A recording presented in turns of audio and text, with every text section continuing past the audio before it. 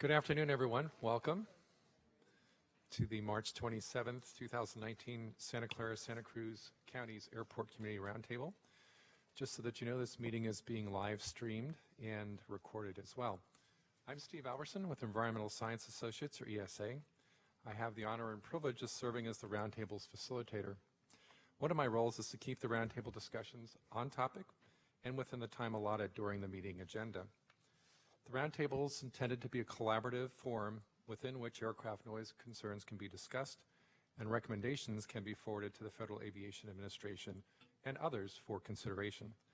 This collaboration will be most productive in a collegial and respectful environment. Therefore, I will insist the members' discussions as well as input for the public be respectful. You'll note that there's a public comment period on the agenda, which is intended to provide the public with an opportunity to share concerns with the Roundtable members for their consideration. Due to the Brown Act, the Roundtable is unable to take action on any of those items raised during the public comment period. In addition, in consideration of everyone's time and our very full agenda today, please limit your comments to 2 minutes or less, and there will be a countdown timer for you. And if you do wish to speak, please fill out one of these yellow comment forms and bring it up to the front here. You can give it to Andy, which is right, oh, a little box up there, perfect, to the box. And then we'll go ahead and give those to the chairperson, and she will recognize you at the time to speak. Depending on the number of speakers, the chair may, in fact, reduce the time that each speaker has to make sure that we stay within that allotted time frame. So, for example, today we have 10 minutes. If we have 10 speakers, we will limit that each person to 1 minute. And finally, I'm pleased to announce that the Roundtable has an official website, Facebook page, and Twitter account. And the website can be found at www.scscroundtable.org, all one word. And we're going to provide a more detailed update about the website at a future meeting. And with that, those are the do's or don'ts, and I'll turn it over to the chair. Thank you, Steve, and welcome everyone today. We have some new faces, and so especially because we are also new today, I'm going to ask, starting on my left, going to the right, that you introduce yourselves and say the city you're from and your position at the city. Lydia, we'll start with you, please. Lydia Cruz, City of Palo Alto.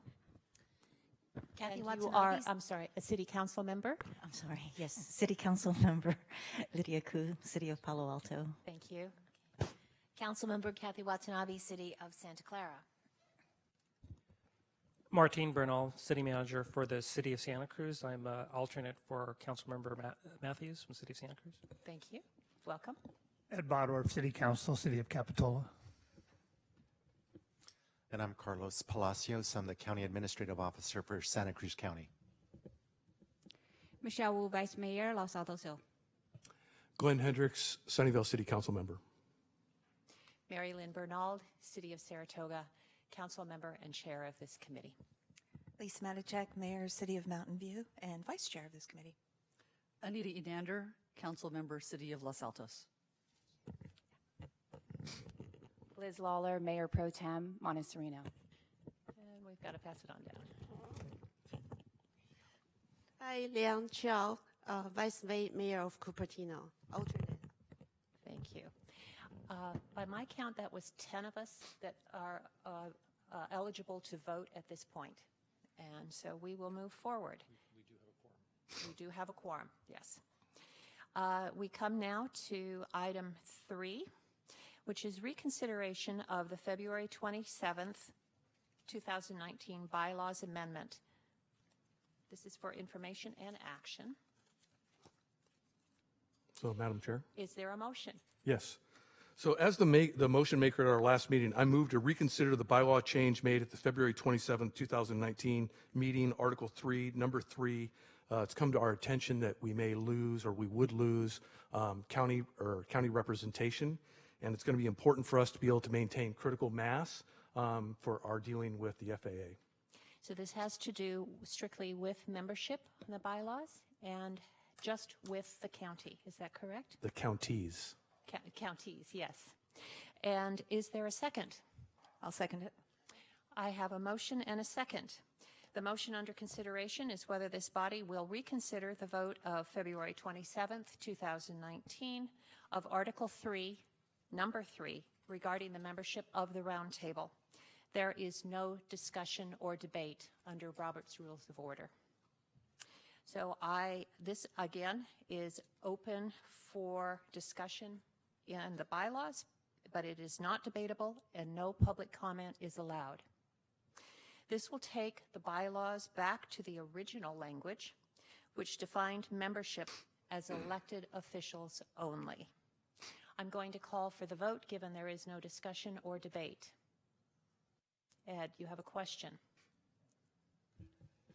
Am I to assume that we are voting on what is in red in the handout to us? Yes. I hope that's clear for everyone. Again, we're going back to the very original where everyone that was going to be seated up here was going to be an elected official. And the motion under consideration is whether the body will reconsider the vote. I'm calling for the motion to be voted on now. Can I see a show of hands, please, of all those in favor for going forward with the motion on the floor?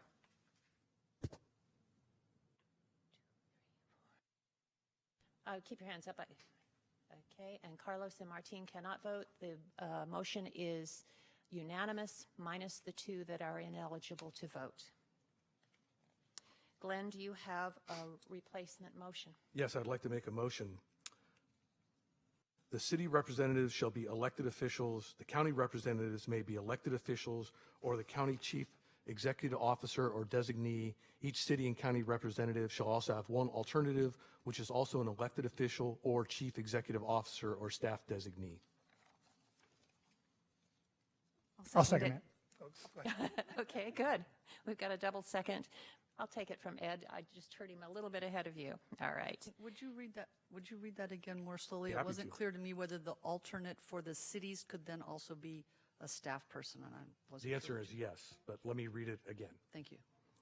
The city representatives shall be elected officials. The county representatives may be elected officials or the county chief executive officer or designee. Each city and county representative shall also have one alternate, which is also an elected official or chief executive officer or staff designee. I have a question for our facilitator. Glenn, I believe you read cities in there. Yes. You did. We're Brown acted. I don't think we can take into consideration cities today. I think this just has to be county. So would you please reread your motion? Okay, I'm going to take the first sentence off.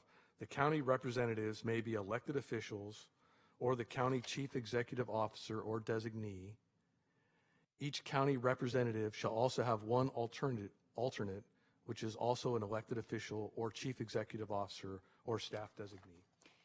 I'm okay with that second. Thank you. Good. And I have one question for Carlos. You are considered a county administrative officer. Does this language prohibit you in any way? No, this is fine with the county. Okay, good. Then I'm going to, yes, Lydia. I have a question. So your motion, it sounds like the alternate for the county can be also a staff member or executive staff member. Is that so? The primary or the alternate. Essentially, then the main person and the alternate could come out to be staff members. That is correct. Thank you. Ed. And just for clarification, by removing the language, it means that the city representative has to be a member of the city council, no alternates or. We have removed that language. We're that not language, discussing it today. Which goes back to originally approved, which was cities only. Which was your vote. Okay. Yes. Your motion. Okay. I'm going to call the vote now if there are no further questions. All those in favor of the motion, again, which reads, the county representatives may be elected officials or the county chief executive officer. Each county representative shall also have one alternate, which is also an elected official or a chief executive officer's or staff designee. All those in favor, please show the hands. I'll go from this way to that way. Keep your hands this side up for a long time. 1, 2, 3, 4, 5, 6, 7, 8, 9. We have 9 in favor. Anyone against? You against? 1 against? Lydia is. Lydia is, yes. So we have 9 in favor, 1 against, and 2 abstaining because they can't vote. The motion carries. Thank you very much. I would like to thank you all for your votes and make a comment now that this has passed.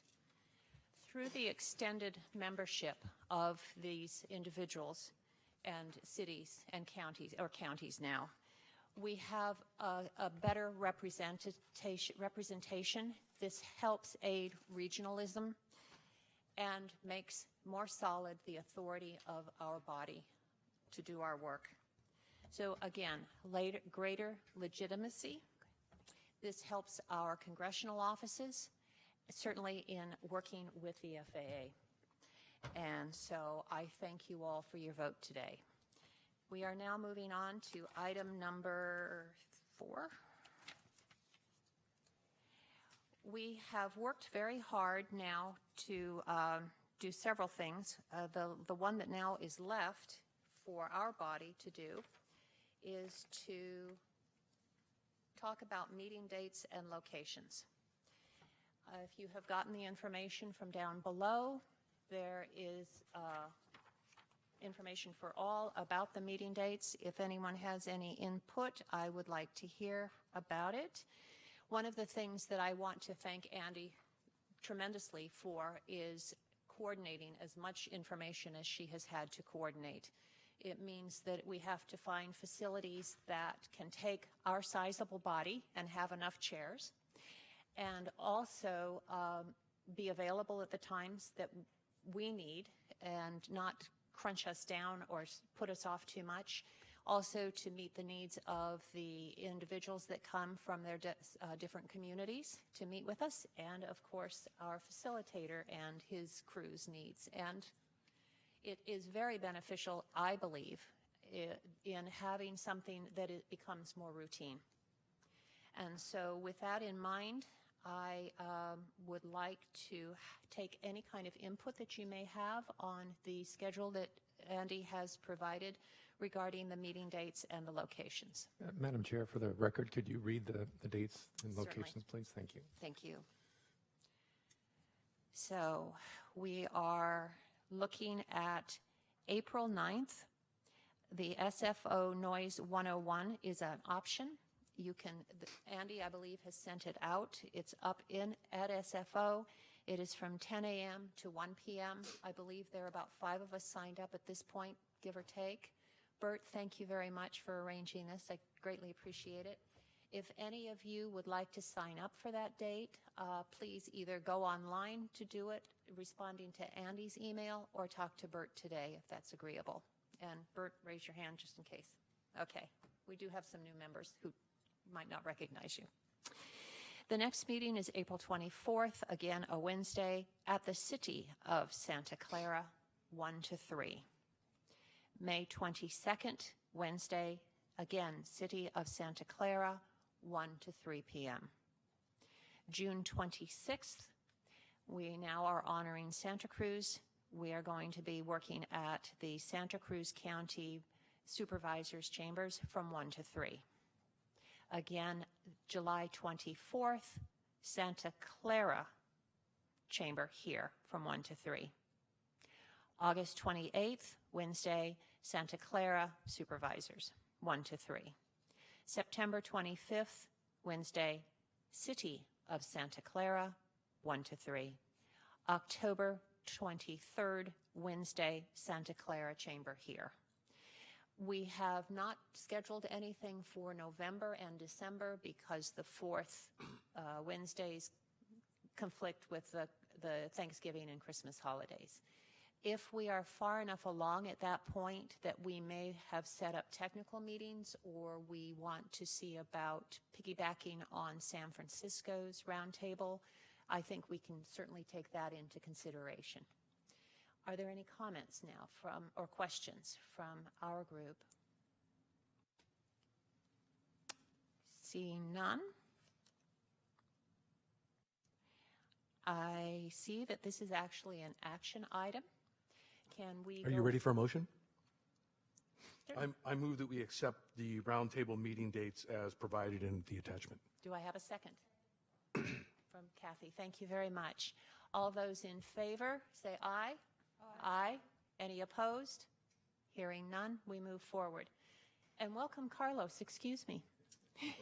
Yes. Thank you. Okay. Item number 5. This is an information only, a wonderful information only. Thank you. This is regarding the FAA and airport community roundtables and is going to be presented by Favi. Thank you very much. And again, welcome today. Thank you. Thank you for having me, Chairwoman Bernald. And I do want to acknowledge the support that we continue to get and the collaboration from our congressional representatives. Thank you. And yes, this is an informational briefing, and I may be able to take a question or two if you so wish to do so.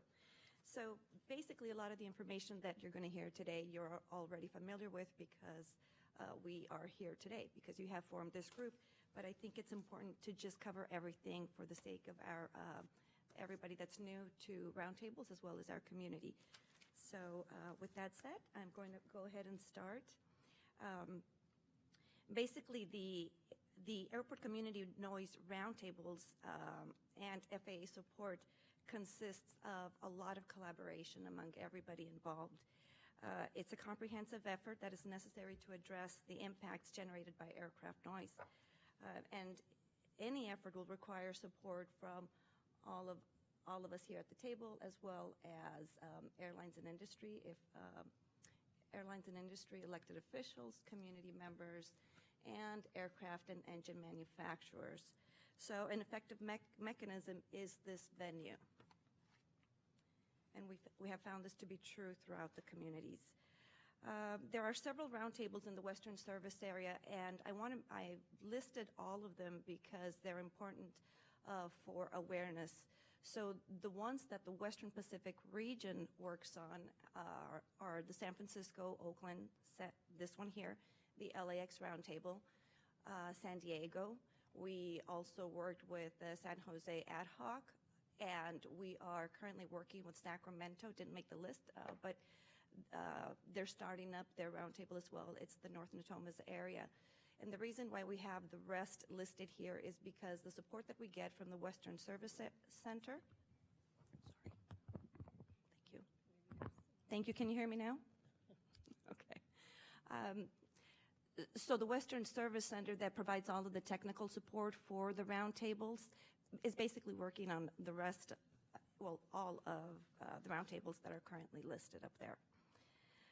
So what Roundtable is, they're organizations designed to address community concerns over a sustained period of time regarding aircraft operations at nearby airports. You as a roundtable can determine what the scope is. It's voluntarily and often formed by an airport, a local government, or by agreement among multiple jurisdictions. It's advisory in nature, but you can provide the FAA with valuable feedback and insight, and you can advise us on community outreach as well. Typically, as you are working on charters and bylaws, this is something that we have helped with the groups with. So, next item. Sorry, five. No, you're. One more. There you go. I just deleted some stuff. Okay. The membership includes the airport sponsors, airlines, and other system users. It includes the communities and surrounding airports and elected officials. The FAA may and should attend all roundtables, and you have our commitment to be here at all of your meetings. So I think we've already established that. It's important to remember that we are not voting members of the roundtable, and we're here more in an advisory capacity.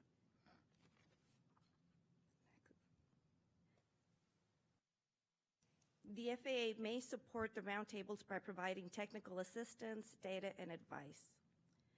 We can provide technical expertise on operational issues and airspace design. We educate roundtable members on FAA policy, practices, and lessons. And we inform roundtable members of upcoming changes to the NAS and community involvement activities and/or events.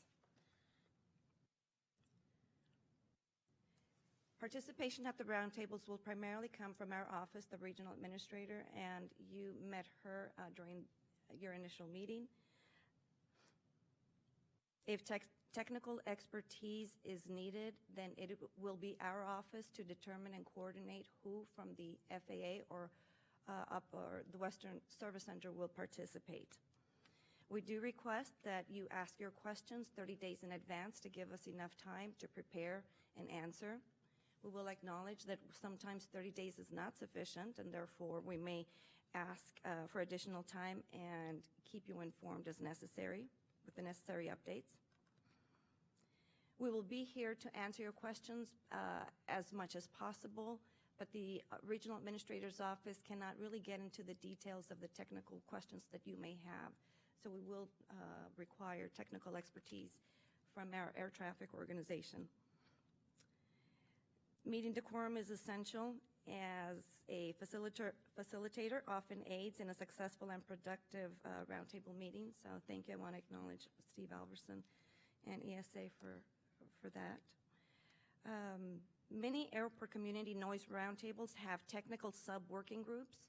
Since you are just starting, you don't have one, but as your roundtable evolves, we can certainly support that as well, and we plan to. So once a recommendation has been fully discussed and vetted and formally agreed upon by the roundtables and the associated airport and airports, the regional administrator will assign the appropriate subject matter expert to work with you. And these experts come from all over. They could potentially come from headquarters, the Western Service Center, out in the field, some of the facilities, air traffic facilities. So we will not always have the same designee at every technical meeting. In this slide, I want to explain a little bit what feasibility means and maybe just get into some of the four measures. So the technical feasibility determines whether a recommendation is technically feasible. So in other words, is it flyable? Operational feasibility determines whether a technical feasible recommendation is operationally safe. This takes into consideration other airports, traffic flows, and system constraints. Environmentally feasible determines whether a recommendation will meet NEPA standards to a point where the project may proceed forward toward implementation. And financially feasibility determines whether the recommendation is financially supportable. Actionable processes take place once a recommendation has fully passed feasibility assessments. And this presentation will be left with you, and we will also get into those details in future meetings, but that's just a glimpse at what we're looking at overall. The actionable processes include design development, environmental review, assessment and study, safety risk management, training of our air traffic, and implementation. If the FAA determines to move forward with a specific recommendation or project, we must conduct environmental safety assessment reviews, mitigations, and community engagement. The national airspace system is extremely complex and amazingly runs 24/7, 365 days a year with minimal incidents. And we can certainly always provide the roundtables with milestones along the way.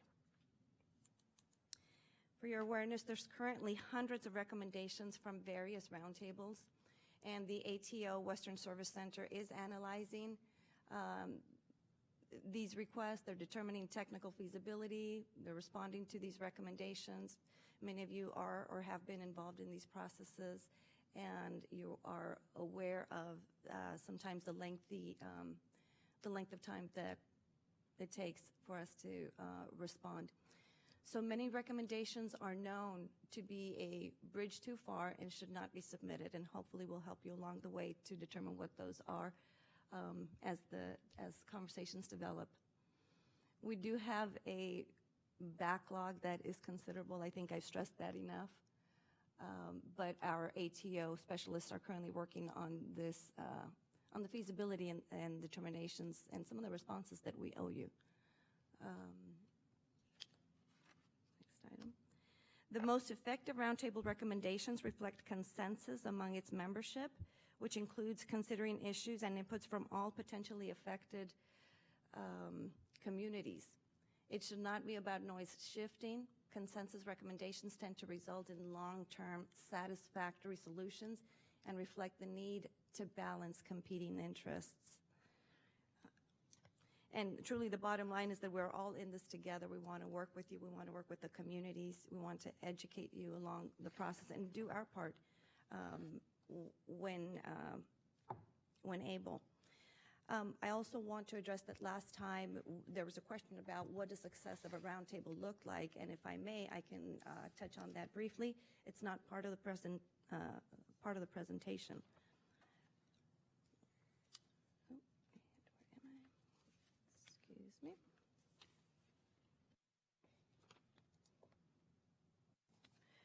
And I seem to have misplaced that. Better grab it. Okay. Well, while I locate that, I'd be happy to take a question or two if you'd like. I'll start on this end. Are there any questions? Glenn? Yeah, so I just want to clarify one thing that you said, where the FAA representation here at the roundtable is you'd be informing us of potential changes before they've been approved in our airspace.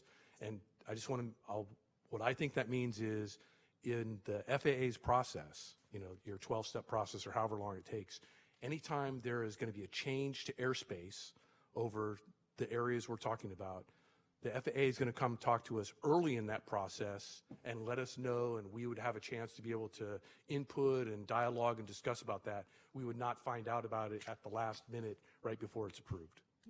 So there are some changes that are already in the system, and those are the changes that we will be notifying you of before they're published. Some of them are very minimal, but I can assure you that if there is anything to that extent where I guess I would say it will be coordinated with you in advance. So, for example, we have the 60-day publication cycle. There's information in there. That is the type of information that we will be sharing with you. Yeah, what I'm actually trying to look for is that we're getting notified really early in the process. Mm-hmm. I'm a city that's been impacted by changes that were made by the FAA, and they never told anybody. So I'd like to be able to see in this process that we're notified very early on before anybody starts setting the framework and pouring cement and getting it, you know, approved and going down. I'm not really interested in a 60-day notification of something you've already decided to do, because our ability to input to that is limited. So can the FAA commit to being able to let us know what I would say in your 12-step process, we'll find out about things at 2.1 as opposed to 11? Yes, absolutely. Yeah, I understand your question now, and absolutely. We will let you know in advance. Okay. And yes. To hear, are there things in motion for our airspace already that are in process that maybe, is that a list that will be coming to us as well of stuff that's already in flight?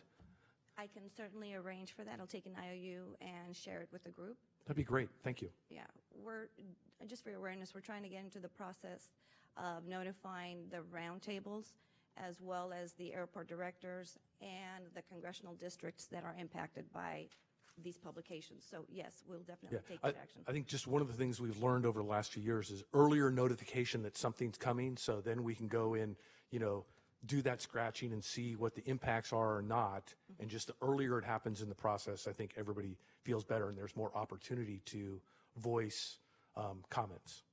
Thank you. Absolutely. Noted. Thank you. Thank you, Glenn. Michelle, did you have a question? Michelle, your microphone's on. Okay. Anyone from this end? Lisa? No? Okay, fine. I had a couple of questions. How are you doing on finding the material? On what? Oh, I'm good. You got it. Okay. Thank you. Yes. I'll be quick. You said that you will provide milestones. What does that mean? Milestones, updates on whatever we're working on. So whatever, if there is a recommendation that is accepted and we are working on it, we can provide you the milestones of those particular actions. That you are working on or that we as a roundtable are working on? Oh, that you have tasked us with. The task is with, okay, fine. Yes. Thank you very much. And I think that's it. Thank you, Glenn. Any further questions? Madam Chair. Yes. Fabi, could you explain a little bit about the Western Service Center and where that is and what those people do? Because I know some of the people here know about it, but I think most people may not. Sure. Thank you, Steve. Yes. The Western Service Center is where our air traffic specialists reside, and it's up in Seattle. They do all of the work for the West. It encompasses 3 regions. Our region encompasses California, Nevada, Arizona, and Hawaii. But for the Western Service Center, their work encompasses everything from Alaska down to San Diego and Asia Pacific. So basically, that's who they are. Did I capture that, Steve? I mean, so they do all of the technical work for us. They provide the data. Most of them are former air traffic controllers that are now dedicated to doing this type of work, reviewing, analyzing, et cetera, et cetera. Thank you. Kathy? Or Lydia? Okay. Actually, Lydia, I'm sorry. I wanted to find out, so when will you be, when are you going to begin the early notifications that we've been talking about? So about how much time will you be providing those? A perfect example would be when Pirate came out, we didn't get any notification on that, on the IFP, when it was posted on the IFP gateway. Mm-hmm. So we didn't get notifications of those. Okay. So I can provide you with the list of what is currently in the pike, coming down the pike. So I guess I'm just trying to figure out how early would you provide the notification? I know we have that 60-day period, but then how much more earlier would we know, as Glenn had asked previously? So we can take a look at what is currently in there and see what is planned for the next year and provide that to you if you'd like. I mean, and then if anything new comes out, will you have, what lead time would we get is what I'm trying to also figure out. I think anything new would be vetted through here, but if it's already in the system, that's really what I'm referring to. So if it's in the system now, I can certainly give you an update maybe within 30 days for the next meeting. Anything that is going to be introduced, you would be part of that discussion. Awareness and yes. Okay, that makes me feel better. Thank you. Okay, good. So when you say it's vetted here, are we supposed to find out about it and bring it here, or will you be? I understand it's in the pipe, and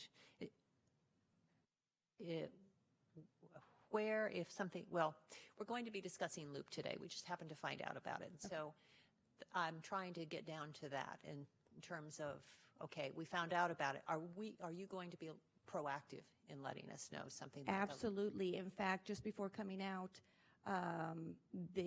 we got notification because, as part of our preparation, this came up. So we will be communicating with you in the next 2 days, truly.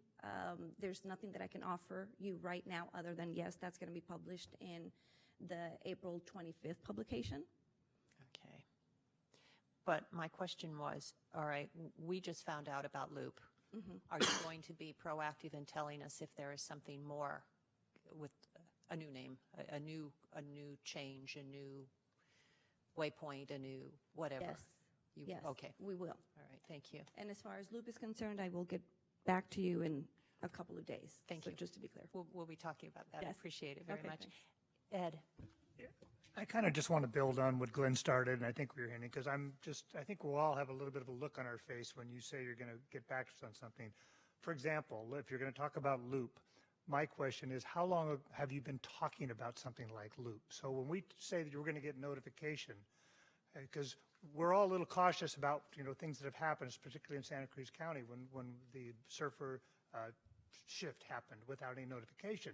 So in an instance with loop or anything that's going to come, does this start in your process a year ago, to 18 months? How long do you talk about something? So I guess my question specifically is, how long have you been talking about something like loop?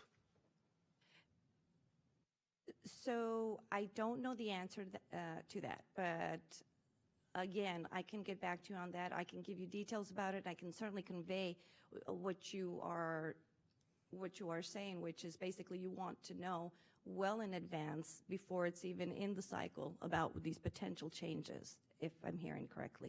That's exactly it. I mean, if you're having conversations about what you might want to do, we don't need to know about that. But when it becomes something that's a reality to you and you're going to pursue it, I think that's the point when we want to hear about it, so we can weigh in at the earliest point. You're saying that you're going to share it with us, but when you said 30 days or 60 days, that doesn't really work for us, because I know it takes, what I've learned with the FAA, it takes a long time to develop these processes. So if there is a process that's going to start as early as possible is when we'd like to know about it, and I believe that's what you're telling me. And that's exactly what I'm telling you. Thank you. Real good. Yes, Liang?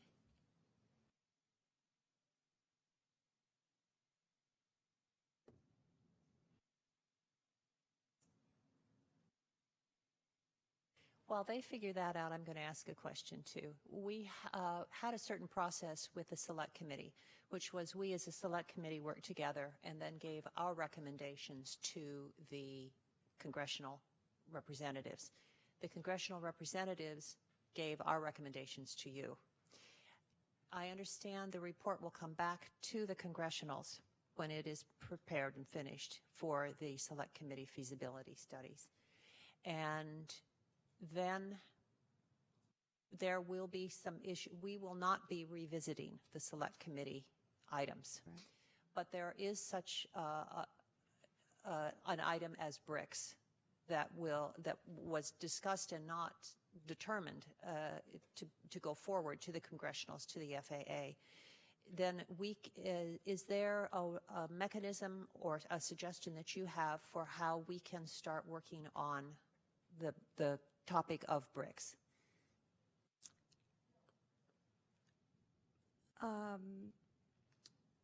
Or we be receiving reports about bricks, because it's yes, yeah, you will okay. You will get that in the updates. So we can share that information with you. I'm not sure where we are with bricks. But I think that, so as far as the stuff that's still pending, you will get updates in the recommendations that were made from the past roundtables that are still pending. You will get updates. That's good. Yeah. That's good. And then once it comes, we'll find out where bricks stands then. Yes. Okay, very good. Thank you. Okay. All right. Liang. So I would like to understand how does the FAA make decision when someone proposes a change? What would be the process that you go through, and who would be making the decision? Maybe then we can understand how early in the decision process we could be notified. Do they also have a board, and someone have to propose something? So could we know when someone made this proposal, we can be notified? Well, right now what we're doing is once you're ready to make these recommendations, then we will take a look at them. Our technical experts will look at them and see. It goes back to what I talked about, feasibility and such. So it will be a collective decision. This is a very complicated topic, and I know we can't cover it in the few minutes that we have. Perhaps we can talk about this as something that would be possible in the future. Yeah, if I could share, I think what we're really looking for is you guys have a defined process of where you're going to do your feasibility, operational, all those different things. And along with there are checkpoints and reviews. And there's kind of a standard Gantt chart for how you do a project or a program. What might really be helpful to us is if you could come back with what like your standard Gantt chart looks like, and then where in those processes do you see our roundtable being interjected in? So then we could go ahead and look at it. It's not just kind of it'll happen early or whatever. We know it happens at this point in the process, so because you've got to do a certain amount of work to get to the point where you have something you think you're working with. And I think that would help us all. Just like I said, if you had a standard, process or Gantt chart and just say, here, this is the point where we believe the roundtable would start to know about it, and then what would be our information, points of giving you feedback or anything like that. I think that would clarify where we're all kind of at right here. Okay. I'm not sure if we have something, but I'm sure we can pull it. We can create something for you. And also I want to add that when, I believe it's at the next roundtable, we're planning on briefing you on the Air Traffic 101 process, if you're still interested in that. I noticed that you have that in the agenda. But also, if there are any procedures that you want to hear about in this Air Traffic 101 briefing, it would be helpful to know because we can tailor it around that procedure. And also, we'll make sure to provide a process, a Gantt chart, or a visual aid that could display the process. Good. Thank you, Liang. That means, I know in all the turnaround that we will be answering your question. If you have further, if you would submit them to Andy or to me or to Steve, the three of us, for the future for our training so we can be very specific in answering you. You have your success, looks like? Yes. So basically, and I'll just read the three bullets. So I think we've already established that the group is going to take into account input from all parties that could be affected. That's one. We also need to understand your overarching objectives of the recommendations. Sometimes a recommendation is not necessarily going to accomplish what it is that you are wanting to accomplish.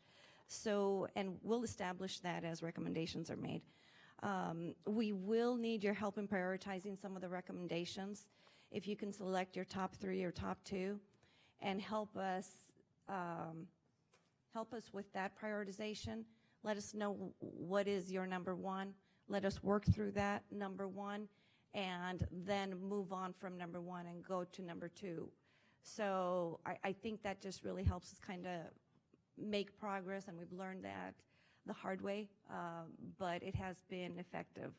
So you may come up with several recommendations, you may come up with hundreds, but if you pick your top 2 or 3, I think that would really, really be helpful.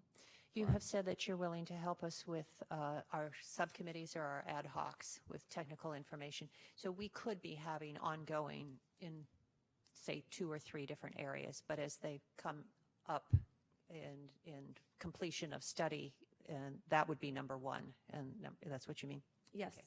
Yes. All right, thank you very much. We've actually run out of time. Did you have any closing remarks?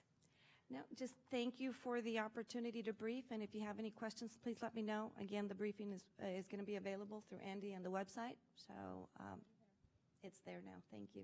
Thank you.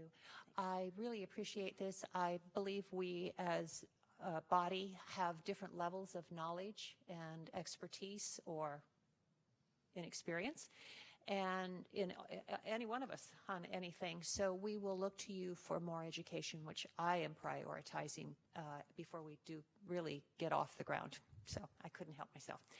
So we are now at item number 6, which is Aircraft Noise 101, again, an informational item.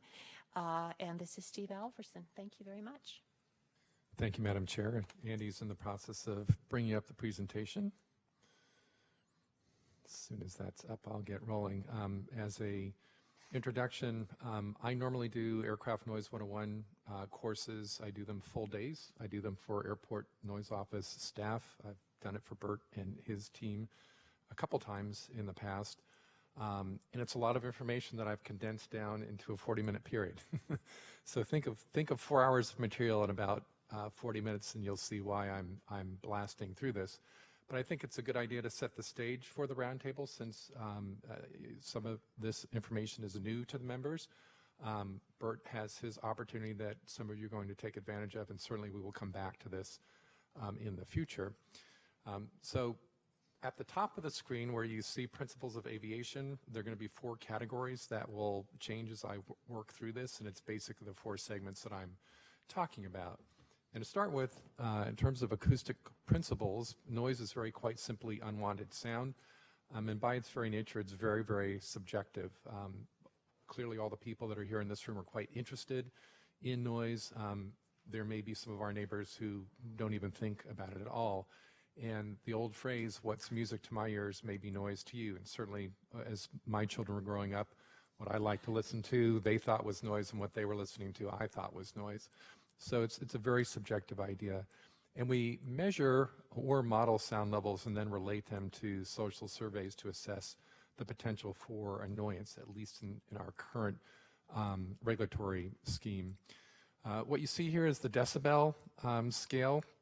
Our ears are actually quite amazing. We can hear a wide range of sound, everything from the threshold of human hearing, which you see down there as 0 decibels, up to the threshold of pain at about 130 decibels. Near that jet engine is actually on an aircraft carrier. It's not what we're experiencing out in the community, although it might seem like that at times. The reference point I'm going to give you here is normal speech. Right now my voice is being amplified to accommodate this room, but when it's just 2 people talking, they're generally talking in the range between about 60 to 65 decibels at about 3 feet. On the left-hand side of that screen, you have what we listed there as normal numbers, beginning with 1 at the threshold of hearing and moving up to 1 million at normal speech.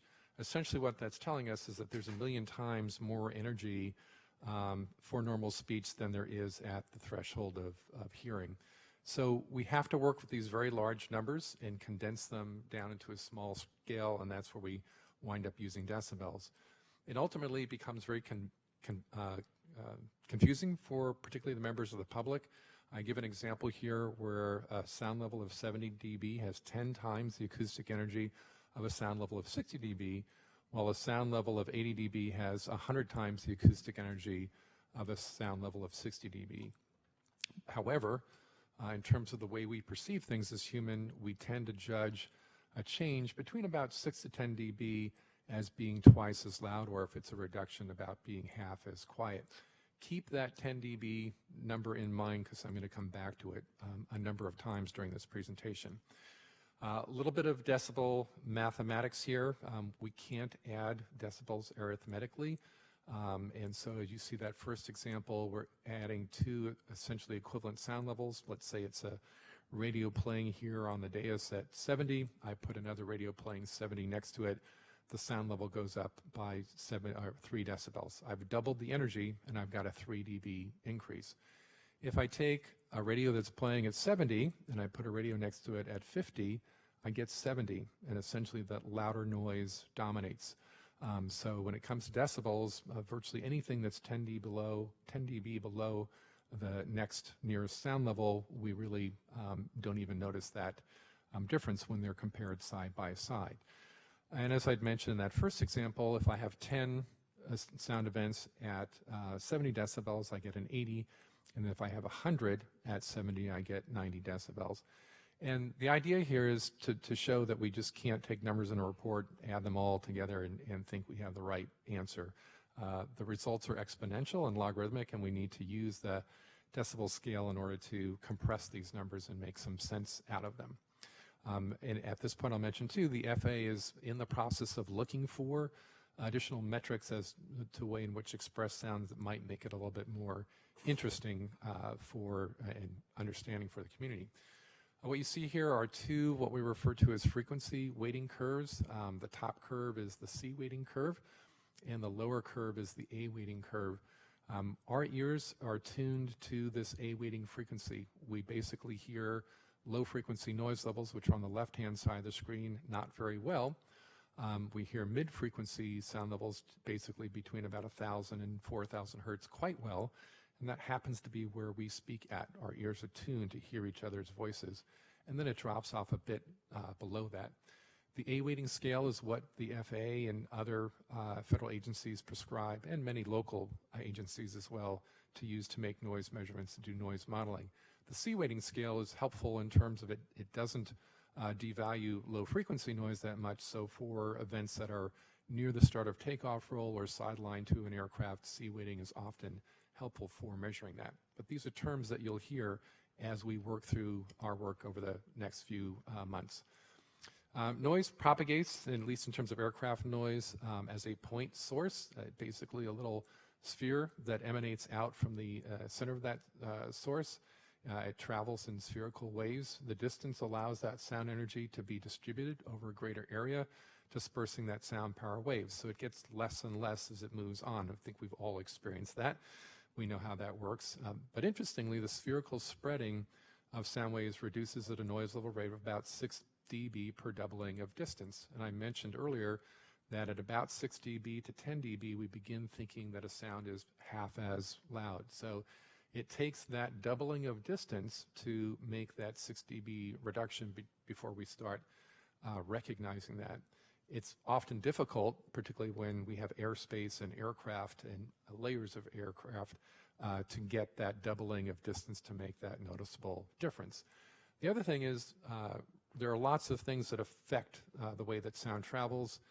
Wind gradients, lapse conditions, which we experience during normal summertime days, or inversion layers, which we have frequently in the Bay Area, where downwind and inversion layers refract the sound waves downward. So you might hear noises very differently on an inversion layer day or downwind day than you would on an upwind day when the sound waves are refracted up and it sounds a little bit quieter.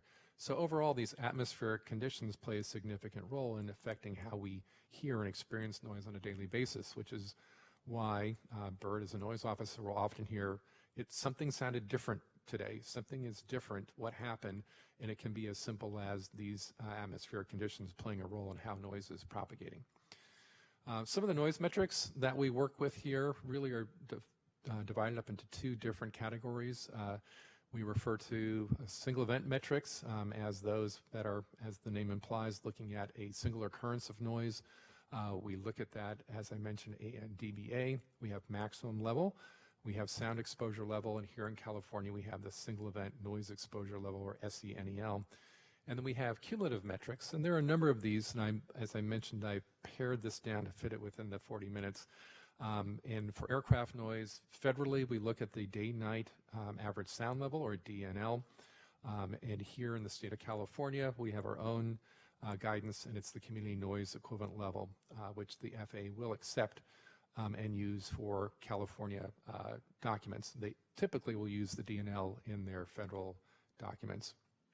So the maximum noise level is the level that's typically reached at the highest point in the event, usually when the aircraft at its point of closest approach, often overhead, sometimes a little bit after the aircraft's passed by, depends on where the engines are on the aircraft. Generally, it's a metric that most people instantaneously respond to when an aircraft flies over. When I'm out making noise measurements, folks are looking at a noise level meter, they see a level of, say, 70 or 80 decibels. They go, that's it, that's what I'm talking about.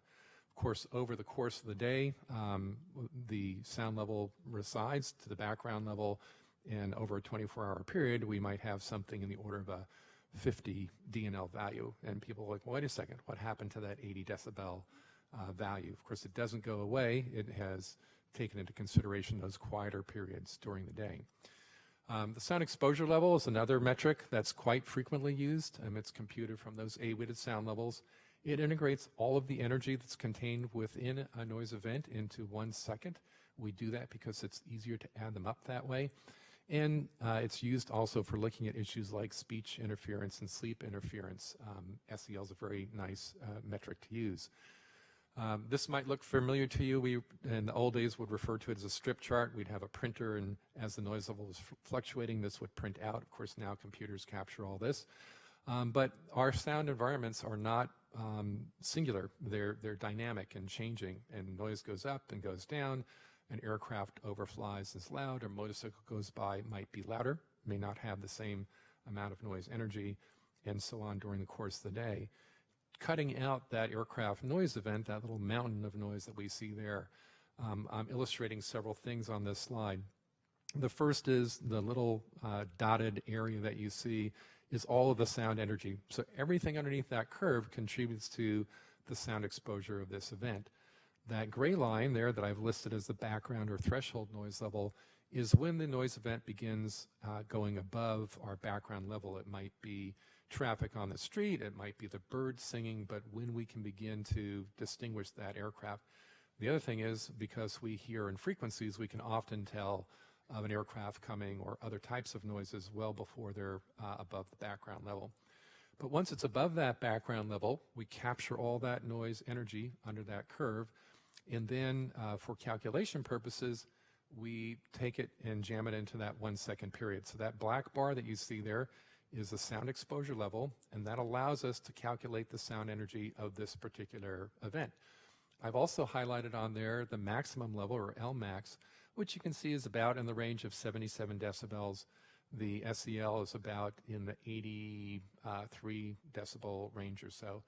In most cases, for aircraft noise, Lmaxes are generally in about the area of 9 to 10 decibels louder.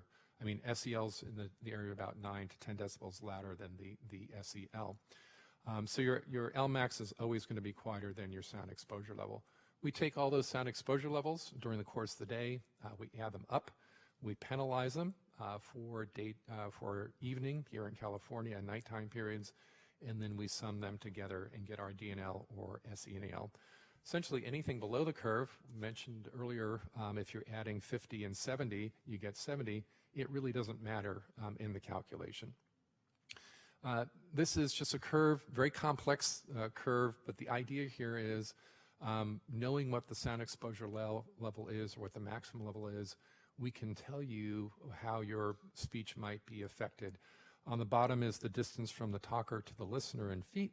On the left-hand side is the level at the listener's ear. Basic concept is the louder a noise level gets, the more we have to raise our voice in order to communicate, and at some point we're not able to communicate anymore.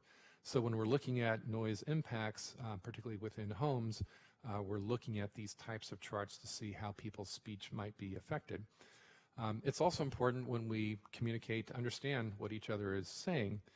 And our brains work pretty well at being able to put together sentences and thoughts that we're hearing, even though we're not hearing the complete sentence. But as the noise level gets more intrusive, that becomes more and more difficult. So you can see on the left-hand side, we have the percent sentence intelligibility. It's 100% at 45 decibels. It begins to fall off at about 55 when background noise levels are intruding. And then in that area of speech that I mentioned, between about 60 and 65, it starts impacting our ability to communicate. And then clearly after 70 decibels, so now it's about 10 dB higher, that magic number that I referred to earlier, we start losing the ability to understand what the other person is saying. Not only is this important in our homes when we communicate with each other and our children and loved ones, but it's really important in school setting, in school environments, so that speech intelligibility is maintained so students can understand what the teachers are teaching. And then finally, relating this to single event metrics, this is the FICAN sleep disturbance dose response relationship. Those green dots that you see there on the screen are field studies that were done of looking at people sleeping in their environments and when they were awakened by a certain noise level. Noise levels on the bottom are increasing, and this is terms of sound exposure levels, from down around 20 decibels up to over 110.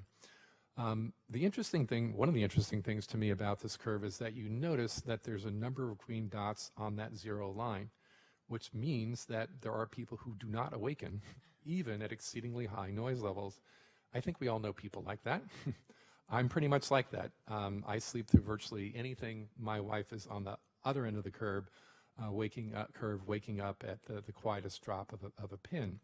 So in order to see what types of aircraft noise levels awaken people, the researchers put that blue line in there, essentially taking the absolute worst case of all those awakenings and saying, if the noise level's above that level, then on the left-hand side you can see what the percent awakening is. So with the further we go up in those sound exposure levels, the greater the likelihood that people will be awakened.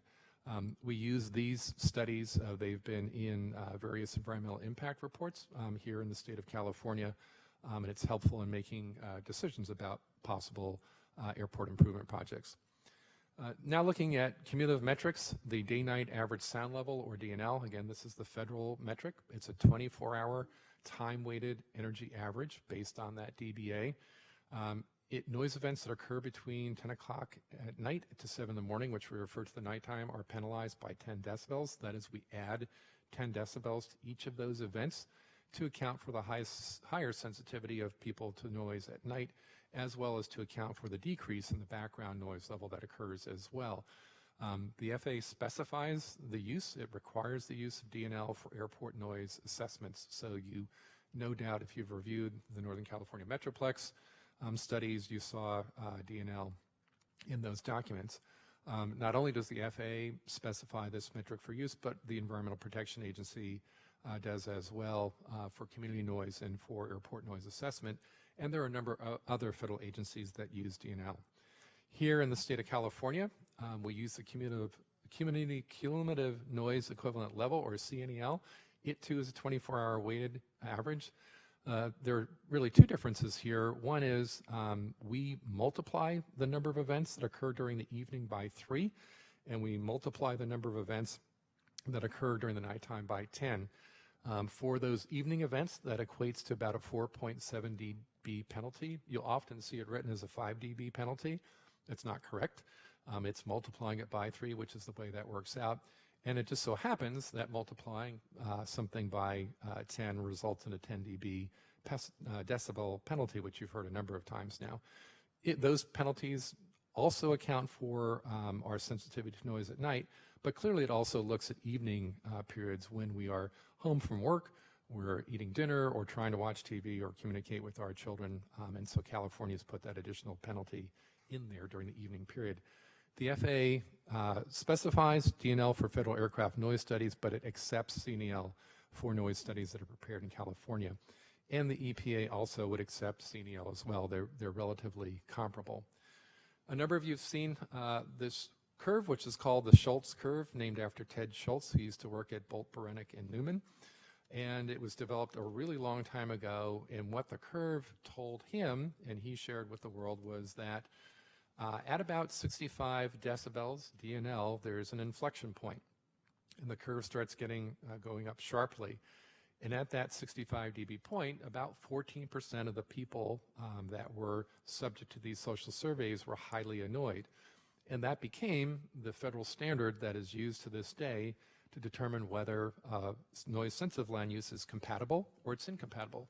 So if your noise land use, or if your land use is below 65 DNL or CNEL here in California, it's considered compatible with aircraft noise. If it's greater than DNL, then it's considered incompatible. It's based on this percent annoyance.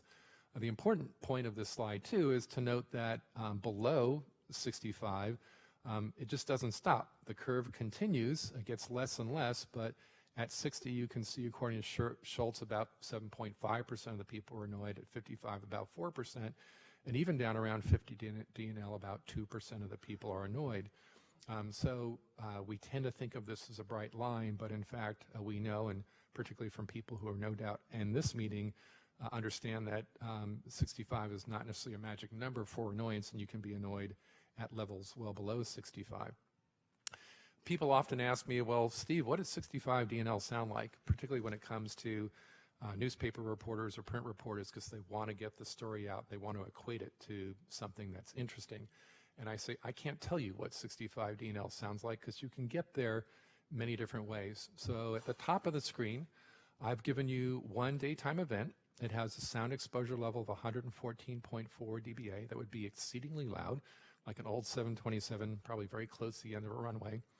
And that is equivalent to DNL 65. So you had one operation at this mythical airport for the day, your 65 DNL contour would be set. You don't need any additional operations.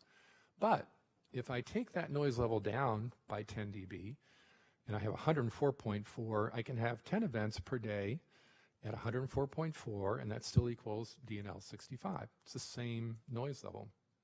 But If I take that noise level down even more to 94.4, so we're getting quieter. It's probably still not great, but it's a little bit better. I can have 100 events of those 94.4 dBA SEL events and still have 65 DNL. And my sense is this is the trend in which aircraft noise, not only here in the United States, but other countries, has been going as manufacturers have worked to make aircraft quieter and quieter, and they've done a really good job at that.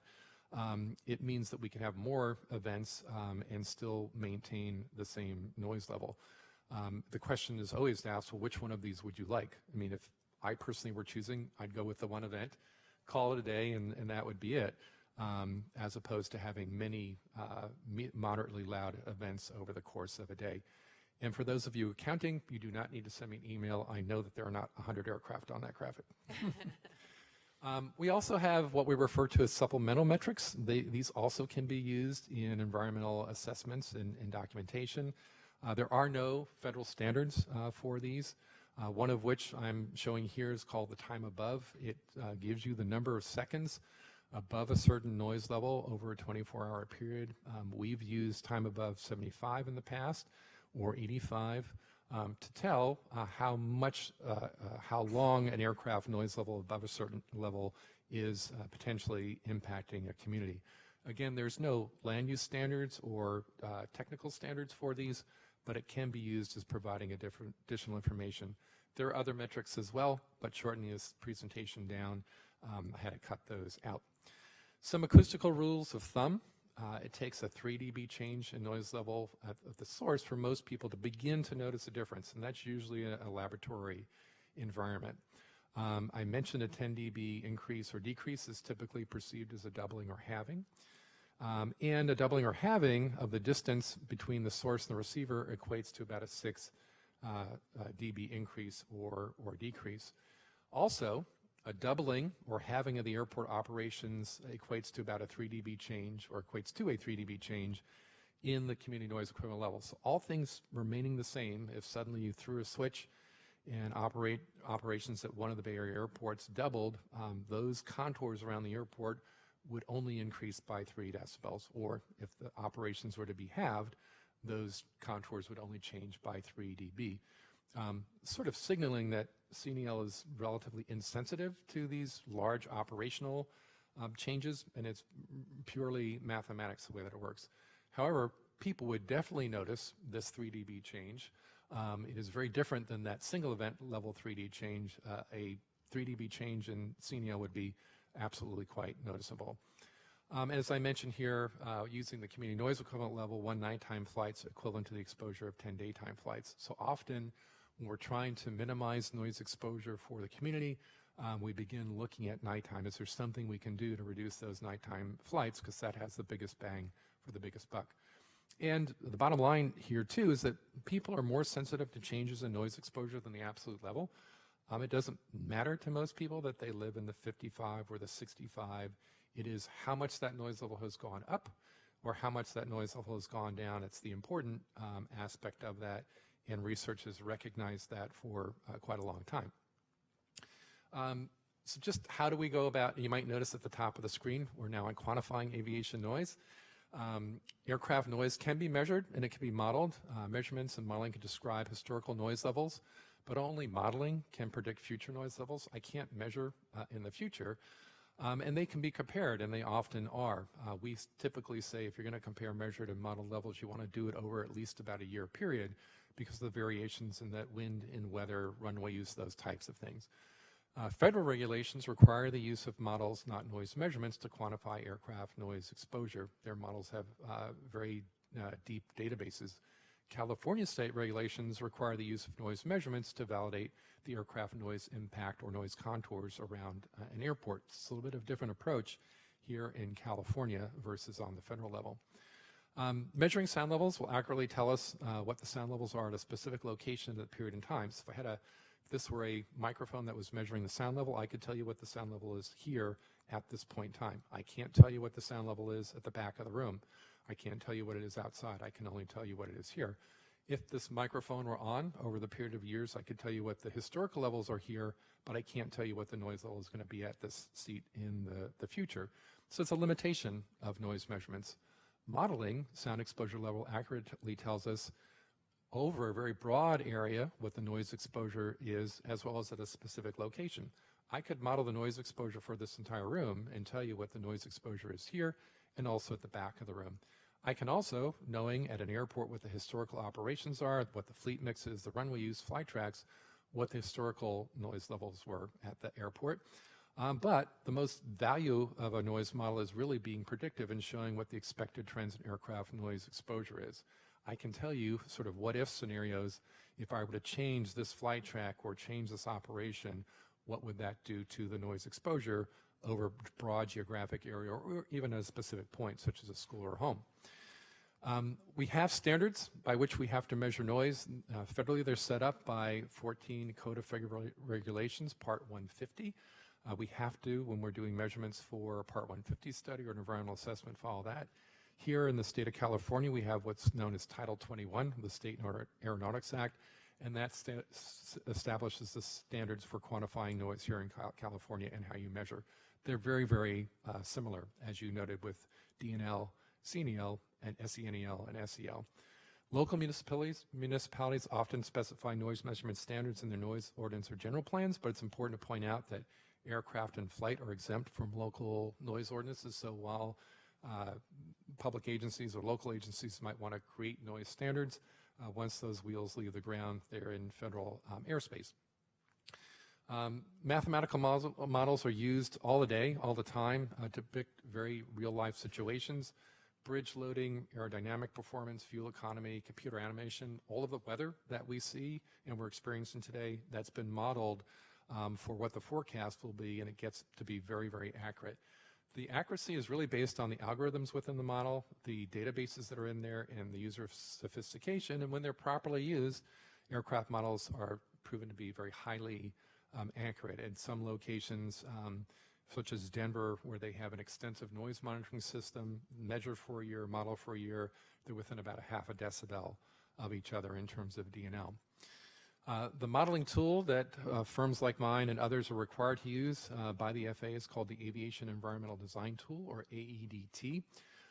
It's approved for use in doing master plan noise elements, noise exposure maps for Part 150 studies, for Part 161 noise and access restriction studies. They're also required for noise elements of federal environmental assessments and impact statements. And it's used to generate the noise contours for state environmental impact reports. AEDT is based on a model known as the Integrated Noise Model, or INM. INM had been in use for over 35 years, and it was continually updated to improve its accuracy, particularly as computer speed improved, more algorithms were added because it would take a long time to run. So over time, it's become very, very accurate. INM contained an extensive aircraft performance database, and that has been, and it was based on actual noise measurements, that's been imported into the AEDT. The results of the INM have been validated on several occasions with overall modeled and measured levels being showing a very close correlation. So INM is essentially at the heart of the AEDT. It was replaced in 2015 as the model that we're now required to use. It also has the ability to do air emissions modeling. It uses the Air Emissions Dispersion Modeling System, or EDMS, to look at air impacts. So it allows for trade-offs between noise impacts and air emissions. So for example, if we want to extend a flight track for another 10 miles, we can see what additional air pollutants are added to the air. Or if we want to shorten up a flight track, it will tell us what kind of reduction that we're getting. So it is the AEDT approved tool for modeling noise exposure. There are a number of applications for the model. There are FAA orders out there. One's called 1051F, the other's 5054B, which talks about implementing the National Environmental Policy Act. It requires the use of the AEDT for this work, as does the Part 150. Airport now we've transitioned into regulating aviation noise. So aircraft noise regulations and policies are not static. Just this past year, in 2018, there was a big change in terms of noise regulation and legislation, which I'll get to towards the end of the presentation. And these regulations represent a careful balance between federal and local authority. The FAA sets many of the rules and controls the funding for airport noise studies and environmental assessments, but the local governments have an important role to play through the regulation of land use, particularly for those communities and municipalities that are very close to an airport. Trying to prevent incompatibilities is a primary role. So the federal government sets the aircraft noise standards, they prescribe the operating rules, they establish the compatibility planning process, and they also limit the airport proprietor's ability to restrict aircraft operations. More on that in a little bit. State law establishes compatibility planning guidelines, noise standards, but aircraft are in flight are exempt from those state laws. Federal law prevails. And local ordinances will also set noise standards, provide for compatible land use planning, but also, again, aircraft in flight are exempt. So federal law preempts the state and local regulations, which is why we work with the Federal Aviation Administration, Favi and Raquel and their group to come to agreement on ways to move forward. There are a number of federal aviation regulations that I've put in here. I am not going to go through every single one of them. I'm sure you're all grateful for that. And I'm coming up towards the end of my time. But I wanted to get this in the record. This presentation, too, will be placed into the Roundtable website, so you'll be able to pull this down and take a closer look at these. The first two look at aircraft noise levels, Part 36, and Part 91 is operating rules. The U.S. Transportation Noise Aviation Policy of 1976 is very interesting. I suggest that you read it and take a look at it. There is no new aviation noise abatement policy since then. That is extensive as that, so take a look at it. The Aircraft Noise and Safety Abatement Act put into place the way in which we measure and model noise, and enabled the 14 CFR Part 150. I will spend a little bit of time talking about the Aircraft Noise Capacity Act. We've covered a little bit 50, 54B, and 1050 1F, and I'll briefly go over the recent related regulations. Just from Part 36, you've probably all heard these various stage names of aircraft in terms of noise limits: Stage 2, Stage 3, Stage 4, and Stage 5. Stage 5 is the current U.S. noise standard. All newly manufactured aircraft over about 121,000 pounds, primarily air carrier aircraft, have to meet this Stage 5 noise standard. The International Civil Aviation Organization, or ICAO, also has similar limits. In fact, they're the same. They're called chapters based on their regulations. Chapter 2 through 4 match with our Stage 4. However, their Chapter 14 combines with our Stage 5. The question is, why did they jump to Chapter 14? Because all the other chapters were used before they enacted these, so that's why they're Chapter 14.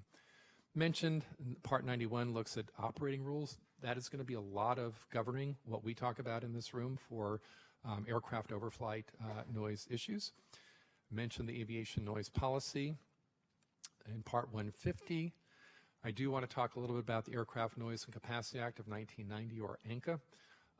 It established a method to review aircraft noise use or access restrictions imposed by airport proprietors. It also put a phase-out of Stage 2 aircraft into place by December 31st, 1999. Those were all those old nasty 727s, 737-200s, DC-9s. At the time, there was no phase-out of small, light Stage 2 aircraft, but ultimately that was cleaned up in January of 2017. What ANCA does is it prohibits airport proprietors from putting new noise restrictions in place after October of 1990. It also grandfathered all old noise restrictions that were in place prior to November of 1990. I often hear as I travel the country, well, San Jose does this, or San Diego does that, or this airport has these restrictions. And in those cases, those restrictions predated ANCA. Since ANCA, there's only been one airport that's been able to come up with a restriction that meets the federal requirement, while many have tried and often spending millions of dollars in the process trying to put these restrictions in place. So ANCA makes pretty much a non-starter when it comes to trying to limit aircraft operations at an airport. I mentioned these orders already. Oh, and so just wrap things up here, recent aviation noise related legislation, the FAA Reauthorization Act of 2018, which was signed on October 5th, 2018, contains 13 aviation noise related provisions. They're all contained in Subtitle D, so when you go home and Google, you can find them. I list them out here, so you can access this list and take a look at them. Some of these are of interest to this group. Some are specific to certain communities. Some, as you can see, are related to next-gen projects related to metroplexes. Section 175 is an interesting one in that if there are concerns about aircraft focusing below 6,000 feet, then an airport proprietor can ask the FAA to take a look at dispersing those flight tracks. There have already been a couple of airports who have undertaken that activity in other parts of the country. So that is a potential tool to look at for minimizing the concentration of flight tracks over a noise-sensitive area. The other that's in here is 189, looking at potential health and economic impacts of overflight noise. Particularly the NorCal Metroplex is included in this study. It's meant to be completed within a couple of years after this legislation, so it'll be interesting to see how that moves forward. One final point here, and I wish I had a lot more time to spend on this, but it's a simple topic. How do we go about reducing aircraft noise? There are three elements: the source, which of course is the aircraft, the path, and then the receiver, which are human beings on the ground. If we can move the source away from the receiver, we can reduce the noise exposure. If we can block the path using a wall or a berm or a barrier, that's another way to do it. I think most of our noise concerns are about aircraft that are in flight, so those really don't help. So one concept that I want to leave with you here is, remember, when moving aircraft away from residents, it takes a 6 dB reduction in the noise level or doubling of the distance to achieve that 6 dB reduction in the noise level. That's where we begin to feel as though we're getting a halving of the noise level. So except for direct overflight, slant range is more important than altitude. So if you live sideline of where an aircraft corridor is, that long distance, the length of the hypotenuse, where I have this slant range there, you all remember the Pythagorean theorem, that if we can get that length to increase, that's where the benefit is, again, unless you're directly under the aircraft flight track. So on the bottom, the first example is an aircraft that's at a certain altitude. In the example that flows up here, I've doubled that altitude, and you can see for a person that's on the far right-hand side of the screen, that slant range has not changed substantially. Essentially, I've doubled the altitude of the aircraft, which may create some airspace issues, but not effectively reduce the noise exposure for that person. However, on the second example, if I can find a way to increase the slant range, in this case the aircraft is at the same identical altitude, but I've now doubled the distance, you've all learned that we've just reduced the noise level by about 6 dB for that particular event. So with that, that's my Reader's Digest version of Aircraft Noise 101, almost on time. Thank you, Steve. You're welcome. I think that was a SST presentation. Do we have any questions? I think this is going to be taking a fair amount of settling in and review, and I appreciate it. And I think there are certain parts that I noticed that I would like to review in the future. Michelle, did you have your light on to speak? I have a question. So the airplane noise is lots of concerns of all residents, all cities. I also know that there's technology for electric aircraft. How that play in the role into the future of the aircraft in the electric aircraft? That's a great. Is that going to be significantly reduce the noise? It's a great question. There are multiple components of aircraft noise. Some of it's, a lot of it for commercial jet aircraft is related to the engines, the turbofan engines. So if we can put an electric engine, which is very close to being silent, we can help reduce that.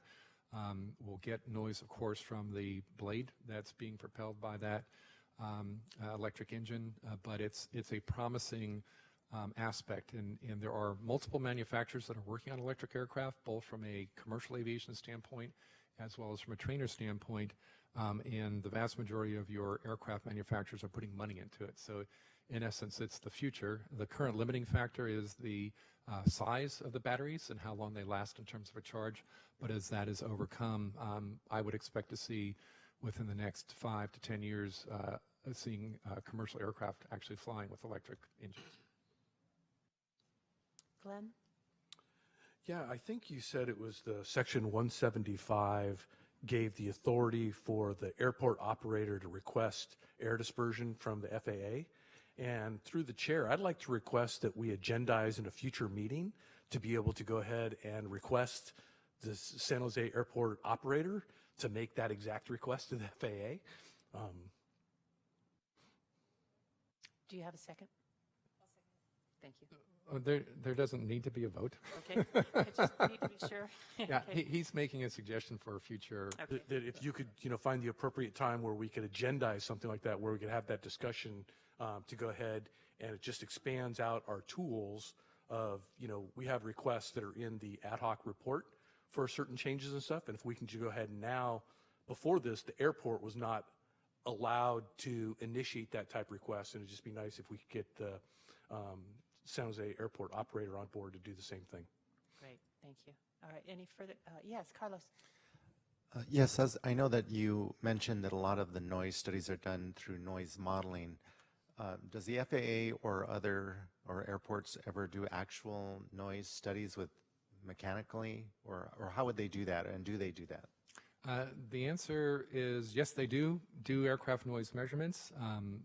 You often build that into the project that you're undertaking. It's fairly common for what's known as Part 150 studies, looking at the noise exposure fairly close into the airport. You specify where you're going to measure, how long you're going to measure for. It's information the community is very interested in. They want to see what the actual aircraft noise measurements look like compared to the modeling. The downside of that is unless you're modeling or measuring for an entire year, you can't compare those measured levels on a DNL or CNL basis to those modeled noise levels. So ideally, the longer you can measure, the better off you are. But it is allowed and it is covered in federally funded noise studies.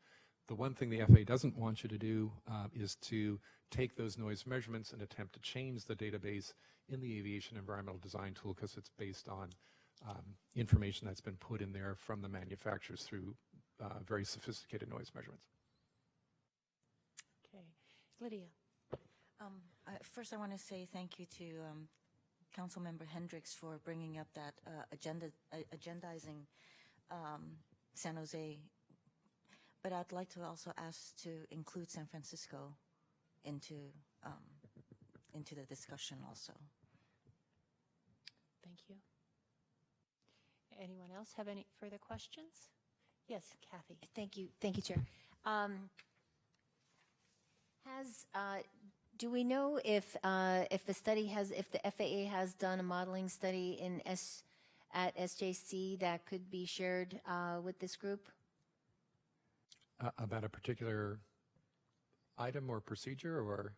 Just the modeling of how air traffic, taking off, just a collection of information that you were just speaking about, that could help us. And yeah, I'm looking at Fabi because I assume over the years, and I know my firm, I did work at San Jose a long time ago, but oftentimes updating noise contours or looking at noise contours is a regular part of an airport's process. I'm not familiar with the most recent update that they've done, but we might need to take an IOU on that.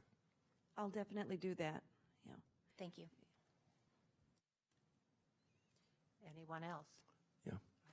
If I could, so to your last question, when we were in the ad hoc committee, the FAA did say that as part of the next gen changes that were done, they have that modeling that's available. You may not agree with the results that come out of it, but they did do it, and they have it somewhere in their vast files. And then I would just also like to point out to my colleagues and to the audience that the city of Sunnyvale, we are in the process, we have an RFP out that we expect to close and have implemented before the end of this year, where we will implement airport style permanent noise monitors in the city of Sunnyvale to start gathering this data. So we'll do it over a multi-year period for a whole variety of reasons. But one is so that we can get a quantifiable understanding of what the noise is, so that through this process and we make improvements, we can actually quantify the change that will occur through that process. So we're trying to do exactly that. Great. Thank you. Madam Chair, if I might, back to Kathy's question, I was focusing on San Jose, but Glenn's right. As a part of the Metroplex process, there was extensive noise modeling that was done, focusing on procedures, further out from the airport. Okay. All right. I'm dashing to take notes here. Anyone else in questions? Well, we are right on time. Thank you very much, Steve. I agree that there's a lot of meat in this, and this is something that we will be revisiting, I believe, over and over again. And I appreciate everyone here today. I imagine we will have questions as we digest it as we move forward. So now we move forward to item number 7, which is a proposed Loop 5 departure procedure at San Jose Airport. And Steve, once again, you'll do a presentation for us, please. Thank you, Madam Chair. So this this Loop 5 departure came to our attention last week. So we've done no technical analysis on it, but we did want to bring it to the Roundtable's attention as to what is it, what's being proposed, and certainly have the Roundtable discuss it for potential maybe discussion by the FAA. So overview is describe what the purpose of this briefing is, give you a little bit of background on instrument departure procedures. They're often referred to as standard instrument departure procedures, or SIDs. Give you an overview of the current Loop 4 instrument departure procedure. We'll look at the proposed Loop 5. I'll identify the difference between the two and have you discuss what the next steps are, and then I'll answer any questions you might have. So the purpose is to take a look at the Loop 4, compare it to Loop 5, and then open it up for your questions. The instrument departure procedures, or standard instrument departures, or SIDs as they've been known in the past, look like you see on the screen here, in a sort of printed format, a sort of notionalized setting of the airport, procedures that relate to this particular procedure. The reason that they exist is it provides predictability and repeatability regarding an aircraft's route of flight. They are carried by pilots. Previously in paper form, you used to see pilots having those huge bags. They were filled with these. Now they are on their PDAs or tablets, and they can be pulled up quite easily. And more importantly, they're stored in the Aircraft Flight Management System, or FMS, and that tells the plane basically how the aircraft should fly once the flight management system is engaged after departing an airport. These procedures account for terrain, obstructions, airspace, other airports, and other procedures. So Fabi was mentioning the process the FAA goes through. It's well thought out before these are published as to how they're going to work. They're really critical during lost communications so that the controller knows where the aircraft is going to be. If the pilot has said before they depart, I'm flying the Loop 4 departure, they're essentially guaranteed that the aircraft is going to be flying this departure, and they'll know where it is and where it's supposed to go so they can handle other aircraft appropriately. And as we heard from Fabi, these are updated periodically by the FAA on an as-needed basis. This is where information about these procedures are kept. I know a number of you are familiar with this. This is the Instrument Flight Procedures Information Gateway, or IFP Gateway as it's referred to. It identifies the upcoming procedure changes and their publication dates. This happens to be the page for San Jose. You can find procedures by airport. It is intended for the National Airspace System users. It's not intended for public input. So on the right-hand side there where you see the email, the FAA, they're not looking for each of us to say, hey, I don't like this procedure. What they're interested in is the people who actually fly these procedures to give them input on it. Hopefully, there'll be other methods in which we can provide input to the FAA about it. Obviously, from what Fabio said, they're going to be FAA is going to be updating the roundtable about it. We, in our role, will also monitor this site as well and report out on an as-needed basis. So San Jose currently has 7 of these instant departure procedures covering several different departure configurations at the airport, including 3 area navigation. Departure procedures, area navigation, are those procedures that tend to focus in channel flights. The FAA is proposing to modify the Loop 4, which is used for northbound departures on runways 30 right and 30 left. And it's Loop 5 is the replacement procedure and scheduled to be published by the FAA on April 25th, 2019. Left-hand side of the screen is an airport diagram of San Jose International Airport. You can see the 2 runways running catty-corner across the screen. The rightmost one, or upper one, is 30 right, 12 left, and then 30 left, 12 right. The numbering is based on the magnetic heading of the runways rounded to the nearest 10 degrees. One small note there is the 305.2 that you see in the lower portion of those runways. That's the heading of the runway. So essentially when the pilot is departing, the aircraft is heading a magnetic heading of 305.2 degrees. On the left-hand side is the current Loop 4 departure, and I'm going to zoom in on that so that we can step you through that a bit. So on the left-hand side, I've taken off the bottom language that describes what the procedure is and left you with the sort of notional design. You can see the 2 runways there, and those little rectangles. That square box that has an octagonal shape in it, known as the VOR DME, very high frequency omnidirectional distance measuring equipment. That's a navigational aid, and essentially that navigational aid is used to tell the pilots when they are 1.8 nautical miles away from that VOR. You can see the 1.8 there in a little sort of circle with an arrow pointing to a line. So the procedure is to climb on a heading of 306 degrees. So you'll notice it's about a degree off of what the runway heading is. So a little slight turn to the north, very minimal.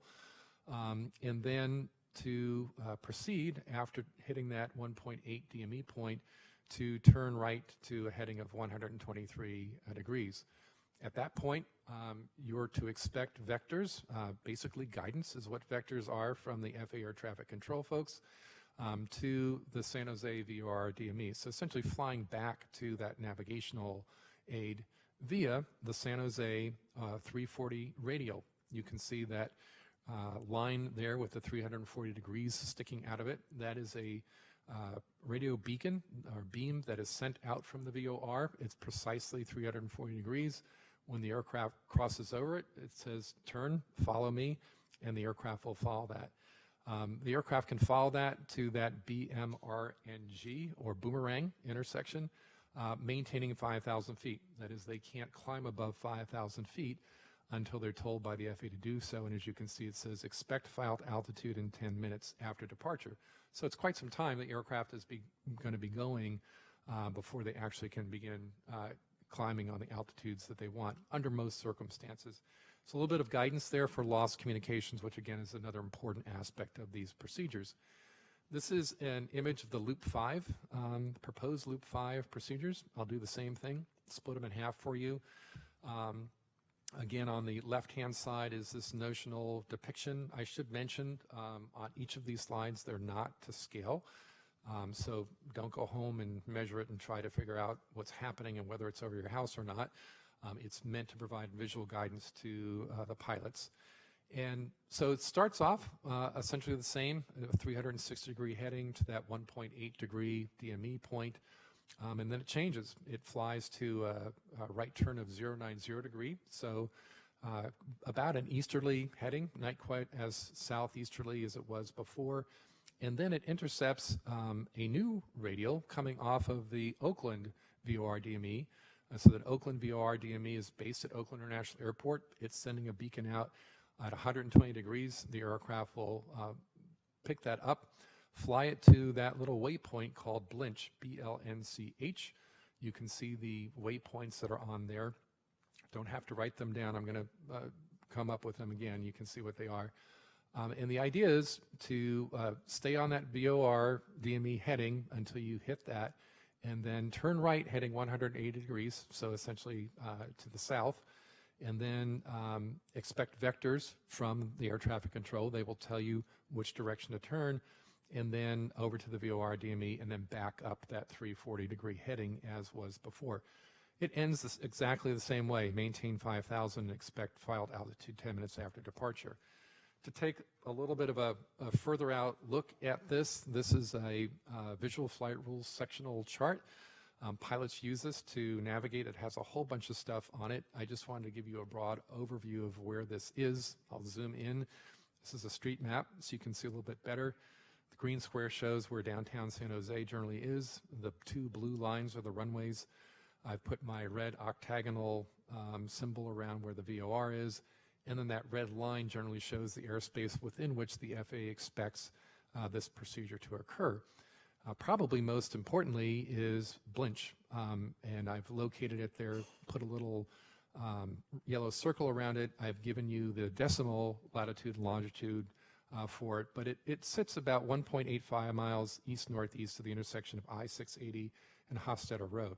So it gives you a sense of where that is. So remember now, that aircraft are going to be directed to fly to or over that particular point as a part of this procedure. This is just a little bit different view of Google View. It might be easier for folks to see. You can see where the airport is, and then you can see where Blinch is on this map. Again, this is not to scale, but you get the general idea of where it falls. I've kind of gone through this, at least in terms of text, where these are. The deviation occurs with the heading. Rather than a 123-degree heading, it's a 090 degree. It's instead of picking up or expecting vectors, you pick up the 120-degree heading to Blinch, and then turn right at that point and take radar vectors to the San Jose VOR DME. From that point on, it's essentially the same. So the big difference is the initial heading after reaching that DME point, flying that VOR radial, which tends to concentrate aircraft, and then Blinch, which would essentially concentrate aircraft over that particular point if they're still maintaining that, and then vectors at that point. So in terms of the next step, it may be beneficial for the Roundtable members of the public to hear from the FAA regarding this. Favi's already mentioned that they're going to bring these types of procedures back to the Roundtable. You may want to know why the Loop 4 is being replaced. Why is Loop 5 an improvement over Loop 4? Obviously, the FAA is changing it for a reason. You may want to know what environmental analysis was performed to evaluate the potential impacts from this procedure, and if you could get a copy of the environmental analysis, including the noise analysis, to be provided to you for its review. You may have many other questions. Those are just some of the initial ones that I thought I would put out there. Although Favi, I think, has already volunteered to do this, you might want to consider extending an invitation to the Roundtable to come to a future meeting and explain this particular procedure. That's my presentation. Thank you. Are there any questions from the Roundtable members? At this point, Glenn. Yeah, so it's very interesting that this is over San Jose and Milpitas kind of area, and I don't think either one of those cities are here at our Roundtable. I've already gone ahead and written a letter to people in those cities asking them to maybe they want to reconsider given things like this, and I would ask the rest of my colleagues to go ahead and do the same thing. I think it'd be really helpful to have San Jose and Milpitas be members here. The question you asked, the why, that's the key. I think I actually understood everything you were saying about which way where they're going to fly and stuff. And to me, this is in my, what I'm worried about, is we're freeing up airspace that now there's going to be some other procedure that comes in and is going to be using that airspace. So the why we're trying to do this and what is to be achieved by it, and in my last 3 years of dealing with the Metroplex is I keep hearing this is the most complex airspace in the United States, which means the world. And if somebody's doing something to move traffic around, my skeptical side says it's because they have an idea of something else they want to do with that freed up airspace. So not only the why of this, but is there something else that is possibly proposed or on the path to try and take a look at how this newly opened up airspace would be used by something else, because that's really key. Yeah, if I can offer some information on Loop.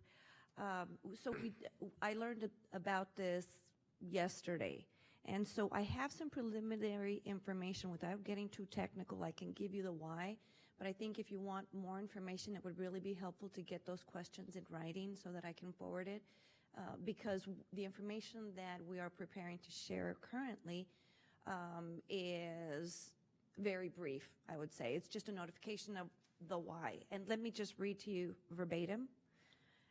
Basically, it says that the FAA will be publishing the Loop SID on 4/25, and the departure instructions are being amended to address the flight management system coding issues, which at times have caused the aircraft to turn northbound prior to receiving air traffic vector instructions. So the amendment adds a fix along the current flight path to prevent early aircraft turns. So that's what I can offer right now. And again, it would be much appreciated if there's if you want any more details about that, please send me those questions in writing. And if you need a graphic or what have you, normally we would send the graphic that you saw along with it, but it would be helpful to just get clarification and the questions in writing. Yeah, maybe I didn't fully understand what Steve said, because it looked like in the Loop 4, aircraft get up and they generally go north, and now in Loop 5, they get up and they generally go east. So I'm not sure how that prevents an early turn. So I'd love to be, and if I have to write this down, or Andy's going to write it down for me, I'd like to have a lot more detail to understand the explanation of what you're saying to prevent an early turn doesn't, in my way of thinking with very little knowledge about this, how we're doing essentially a 90-degree shift of where those airplanes fly. Okay, understood. We'll look for the questions. I have a question. Thank you. Just a moment. Just a moment. I am recognizing Anita and go down. Okay. Okay, go ahead. How does this affect reverse flight patterns? Is there a corresponding change? Sorry, I don't have the answer to that. Affect which aircraft? Reverse flight patterns, with whether planes taking off south. I understand, in terms of, is there any kind of corresponding change? Yeah, this would be only used for north departures. Only north departures. Okay, Anita? So I'd like to ask that the chair record the questions that Steve showed on the slide, supplemented by my colleagues' comments, and send those off to the FAA and ask for expeditious response or presentation to the next meeting, because if this is published next month, and then there's, what, a 60-day comment period thereafter? No. Or no, we're done? Done. Done, okay. Okay, and Lisa? Yeah, so understanding not only sort of how this came about, but I'd like to understand which individuals or organization or who came up with this, and how does that happen? Is that a traditional process, or are there multiple ways things like this can come about? That would be a good question to include then, right, Lisa? All right, and mine is talking about dispersion and also noise impacts, whether at the point that it goes over Milpitas, because it now has gone to a different city, if it will be high enough that the noise impact of the flight over that city will be noticeable. So at this point, you have, Steve, your questions, which Anita and Glenn, I believe, were why replace, what is the improvement, what are the environmental impacts, what is the environmental analysis, what is the achievement expected, what about the early turn. I'm also looking at noise, and have I missed anything else? Dispersion, how did dispersion occur? Okay. Thank you. I'm sorry, Anita? Okay, good. Then we will. And Madam Chair, if I might, I would suggest that a motion be made by a roundtable member to authorize you as the chair to prepare this letter on behalf of the roundtable and send it off, since we don't have another meeting until just before that occurs. And So moved. Second. Along with any other questions that might come up before you send it. Okay. So Glenn and Anita are the first and the second. Glenn, Ed. I was hopeful I could get one more question on that prior to voting on that. And just for the visual sake, it helps for us. For me, it would be beneficial to see a chart that would show what loop 4 pattern was in one color and loop 5 in another color, and those two overlaid, so we could see what that visual was. And that would be something I'd like to have included in that. Glenn, will you accept? Absolutely. Over a satellite map that actually shows the city part of it, not just... Absolutely the cities, because that's what we're concerned about, is any place where moving noise is of concern. And I Thank think you for that. And the reason for that, I think, should be obvious, is so that not just for us, but so that the public, when we're dealing with the public, it's readily understandable to the public at large. Okay. Michelle. Okay, so to my earlier question to Steve, I was hoping that we can have an electric aircraft someday that will completely eliminate the noise. But presently, it seems like just by sitting here, listen, Michelle, so each city... Michelle, if I may, we're talking about loop. Right, the loop. Yes. The thing is, is it possible that we can have a noise sharing? Like you shift the noise, but not specifically a route, but can FAV have some kind of algorithm to do the noise sharing? So it's not going to designate to a specific city. This is just a question. Do you have an algorithm that you can design to even out the noise? So there's no specific city to carry all the load, but sharing among all the cities. Okay, thank you. Kathy. Thank you, Chair. Yeah, I agree with my colleagues here about having an additional a map or some kind of an overlay, because I would like to see what has brought about the change between Loop 4 and Loop 5. Living in North Santa Clara and where the planes take off in the morning, definitely were impacted, so I'd like to see what the difference is. I mean, it was hard to see on the map that was presented, and I understand, but it would definitely be beneficial to see the difference and just see what brought it all about. So, okay, thank you. Then we have had a motion and a second, and it appears from all the comments, although I will take a vote. I don't know. Could I just add Yes, one Lydia. more? The altitude as it's flying, if that could be included into the diagram as well, that would be most appreciated. Because it would be nice to see how high is it over Milpitas and along the way. Thank you. Thank you, Lydia. Okay, I've called the question. All those in favor? Aye. Any opposed? Seeing none, it goes forward.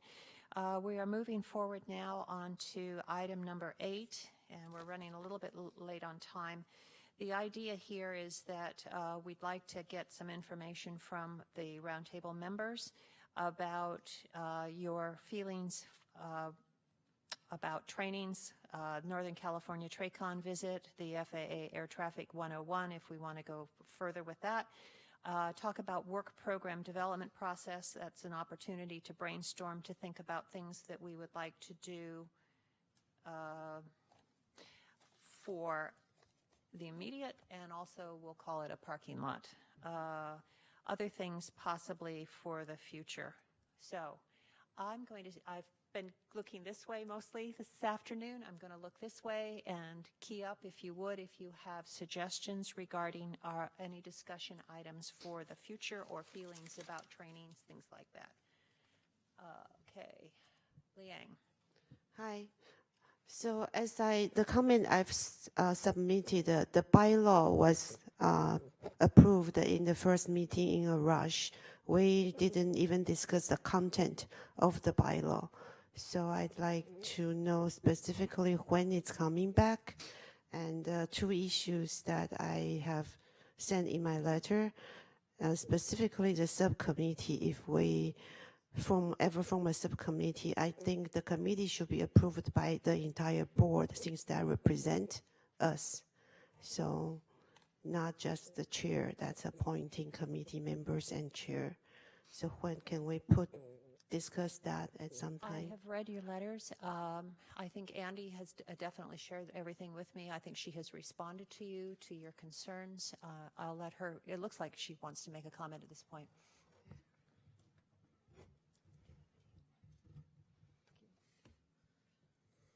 Sorry, I forgot how to turn it on.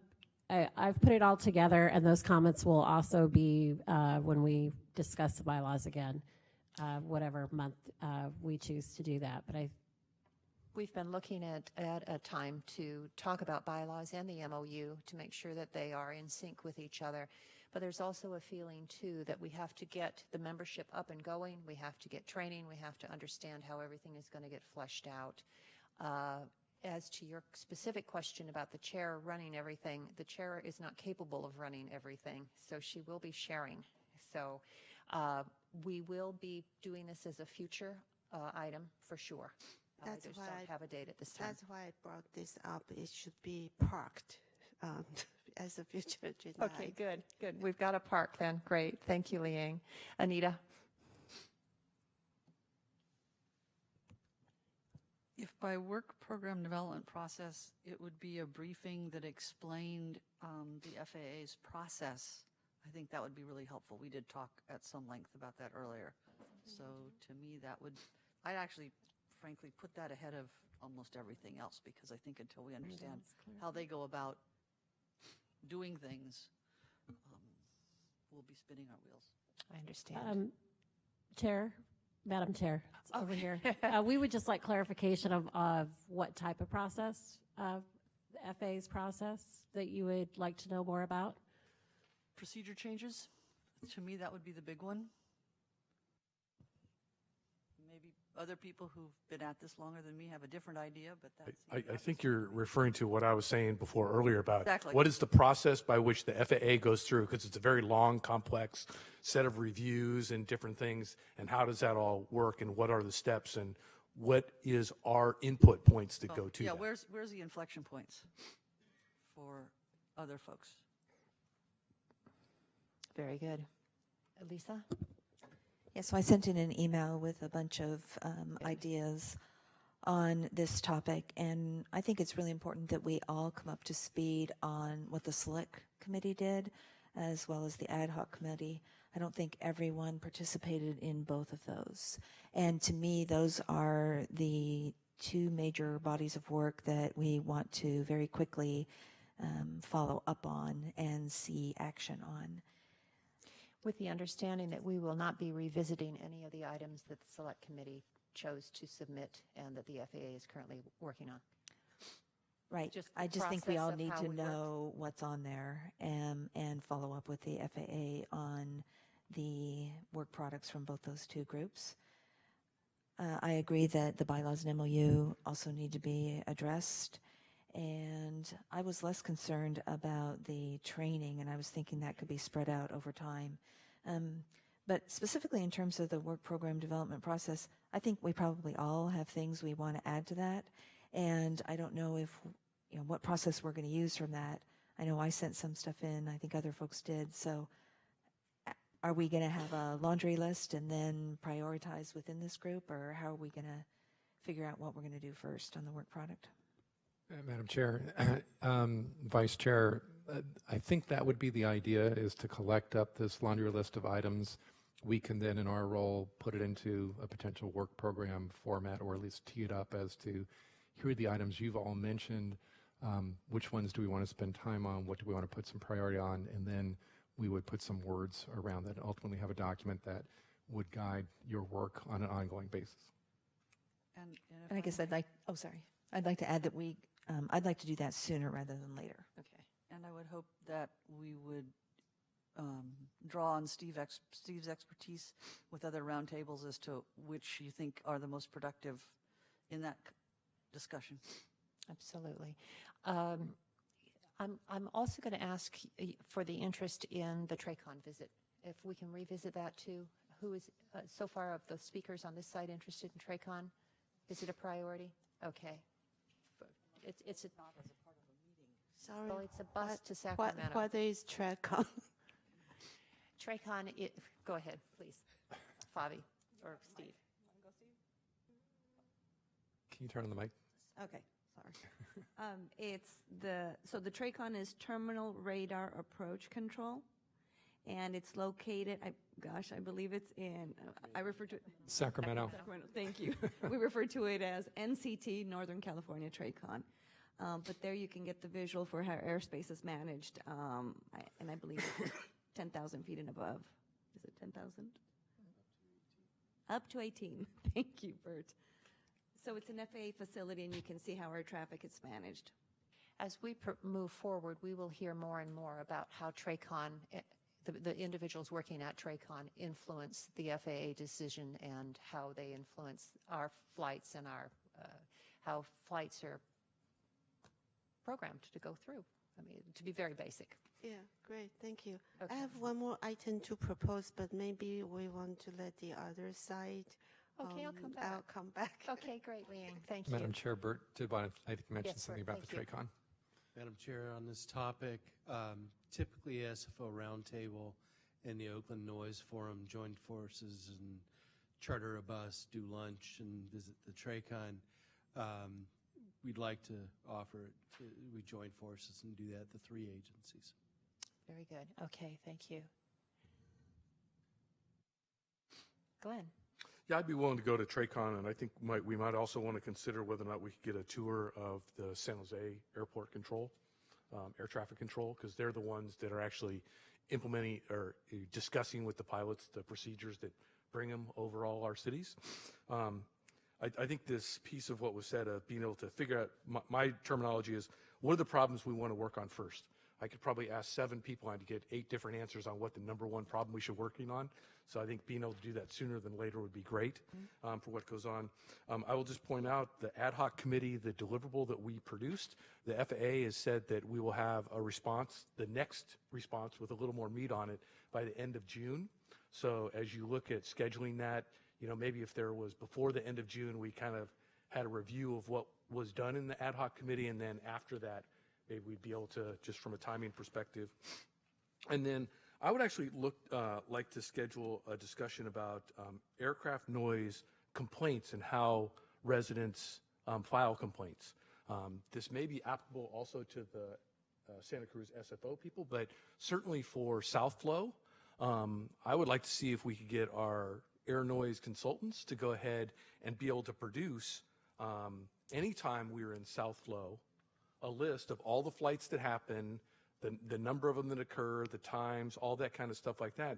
And then we could give that as a report to the FAA and to San Jose Airport once a month, so that our residents no longer have to go ahead and for every single flight that flies over, report an individual instance of that. The aircraft noise reporting procedures are kind of built for single event. If a plane flies someplace it's not supposed to fly, the problem we have with South Flow is it's flying where exactly they've told them to fly. And so I think I think that could be a big win for our residents if we could go ahead and change the procedure of how that's done, so that we could just produce something that says, here, all the time we're in South Flow, here's what it is, and these are the issues that we're having with it, as opposed to asking our residents to go out. And I know residents that when it's in South Flow, they make 50 and 60 and 70 individual reports to the airport. And I think that would just be a big win for our residents. Thank you, Glenn. Michelle, anything from you? Okay. Carlos? Oh, Ed? Okay. Martine? Kathy? Thank you. Yes, there is something I'd like to add to the list.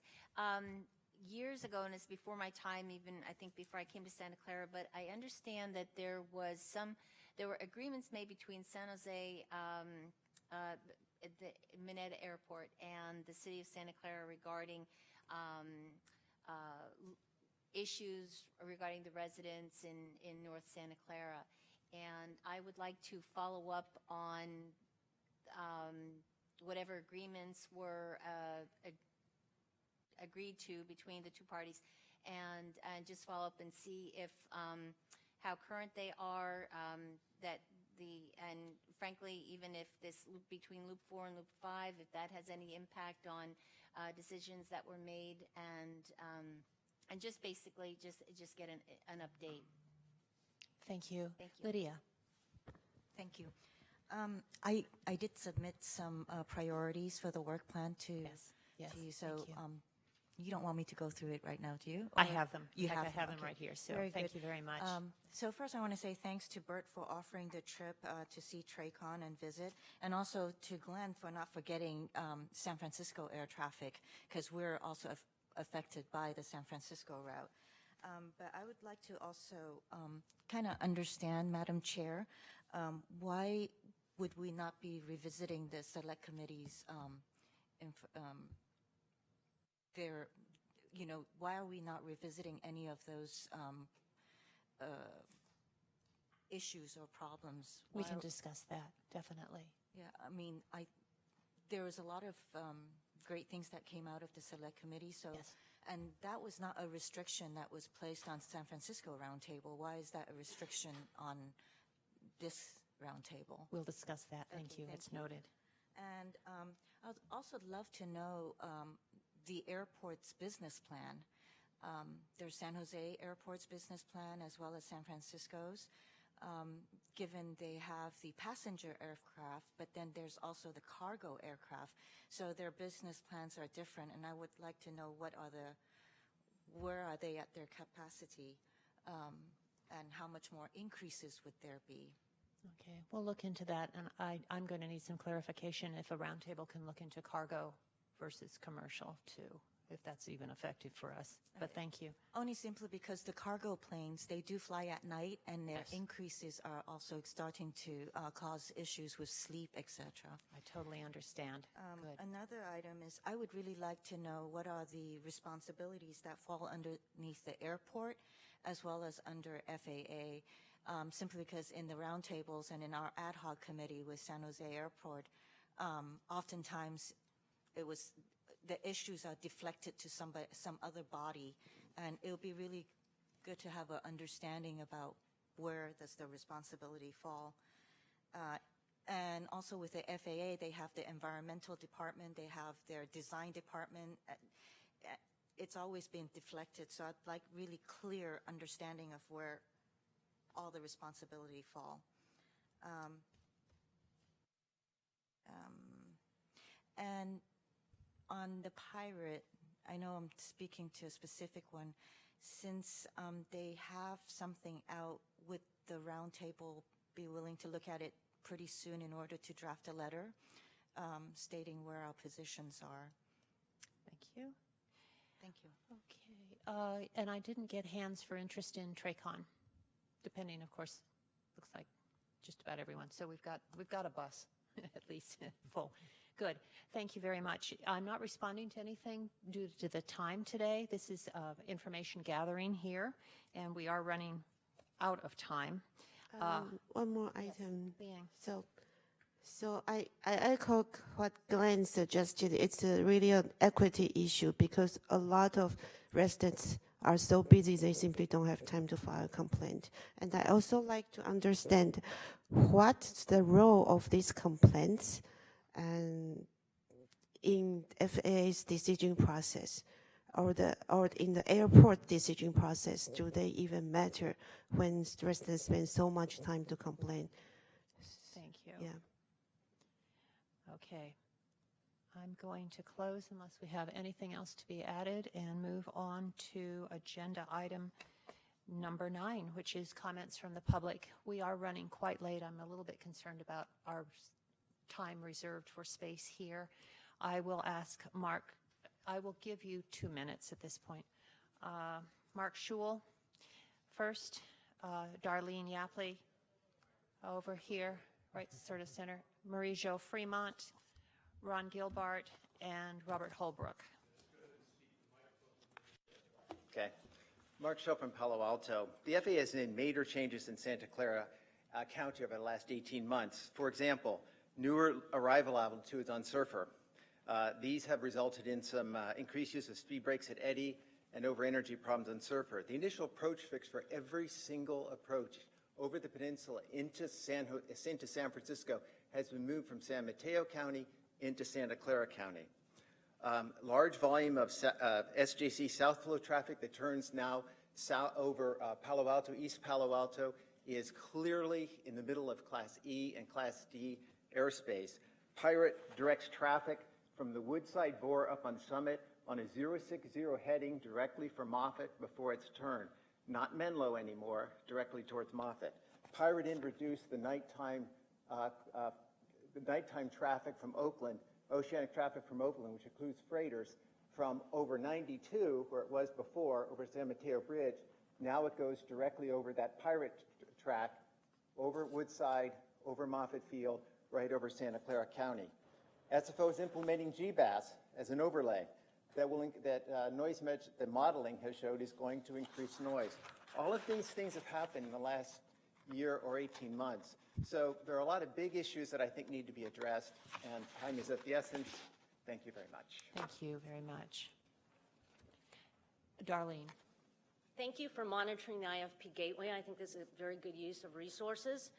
You covered the Loop 5 that's going to be published April 25th, but I'd also like to have you consider the other procedure that's being posted on April 25th, which is Pirate 2. And similar to that, it's going to affect different representatives here, and it has the exact same questions. What is the procedure? What's the impact? What's the altitude? And so on. And so if we could be inclusive in terms of what's being published and having that review in addition to Loop 5 as we move forward, we should look at all the things that are going to be coming and not narrow it. Thank you. Thank you. Marie-Jo. So I support fully what the previous speaker just said. I want to emphasize that Pirate, in fact, impact many more communities here than the Loop 5. And Pirate is going to be published on 4/25, exactly the same time of the publication of Loop 5.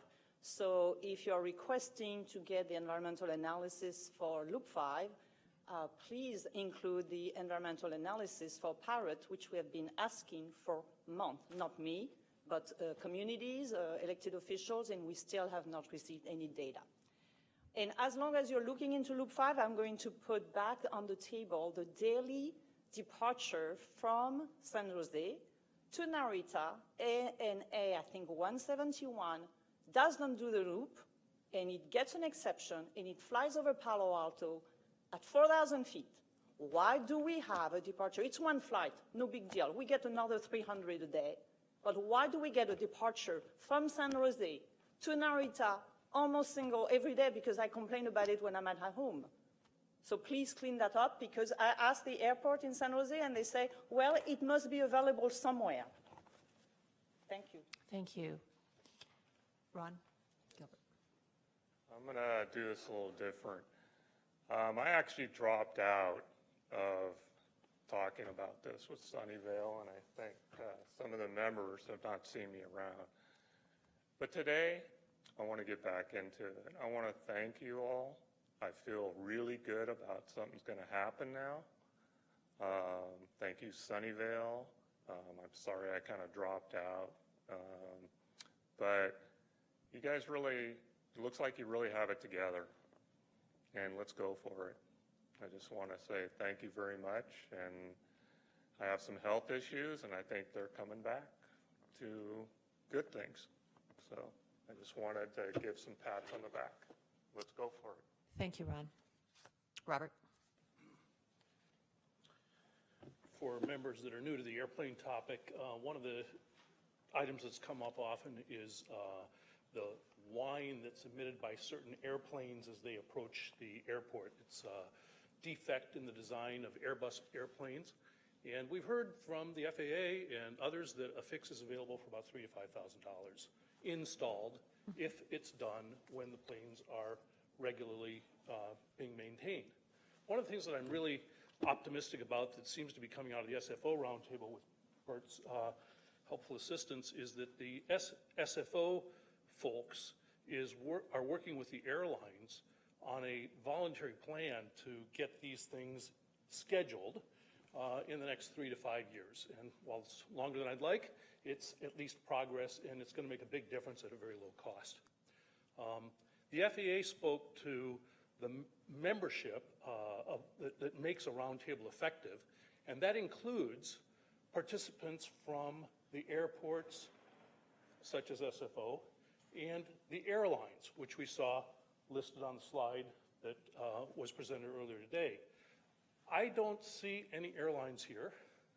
And I haven't heard any talk about them being invited. And I don't see the participation of San Jose Airport either. And you may recall my comments at the last meeting where I asked you to see if you could solicit a statement from San Jose Airport about their intent to participate in this body. When this was being teed up by our congressional representatives, the letter suggested that it should have participation by the airports, and the absence of San Jose is notable and quite disappointing. Thank you. Thank you, Robert. Jennifer. I'm going to be very brief. I just wanted to take this opportunity to thank Steve Alverson for that excellent presentation on Aircraft Noise 101. Thought it was very interesting and very well done. And also thank Favi from the FAA for coming and making that presentation as well. I also wanted to simply mirror some of the comments that were made by some of the members of this body, in that the FAA needs to let us know at the development process, when they're figuring out and conceiving some of these concepts, what they're planning, so we can be part of that process. So the roundtable needs to be integral in that process. Thank you. Thank you very much, Jennifer. All right. Okay, only 20 minutes off. We are now going to review the roundtable action items. Steve, have you been writing faster than I have? Thank you, Madam Chair. So the actions that the roundtable took are related, of course, to our agenda items here. They must be.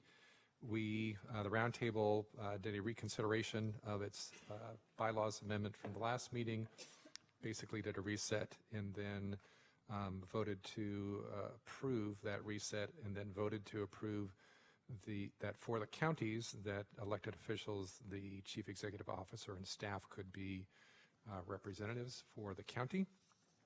We also discussed future meeting locations, and all the future meeting locations that were proposed on the handout and reviewed by chair were approved, and so that's taken care of.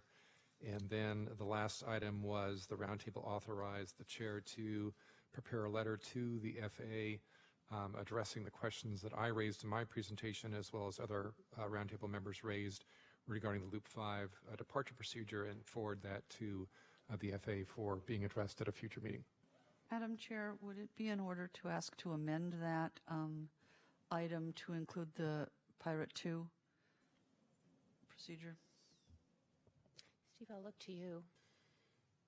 Well, It wasn't on I think the it's agenda. problematic because it's not on the agenda from the Brown Act standpoint. While it is a related item, we're specifically discussing the loop procedure. Can we agendize it for the next meeting, please? I've heard you. Andy? It's my, okay. I was wondering if staff could just ask the FAA for that. That'd be great. Yeah, gee, that's a marvelous idea. Sure. We will try that. Okay, good. Steve? I'm all done. Oh, that was it? Okay, so. I covered everything. You did. Can I request that all the nice presentation be posted on the website? Yes. It's already posted. It's there. It's there. And the website has a noise complaint, little angry icon button now, which is very exciting, too. So.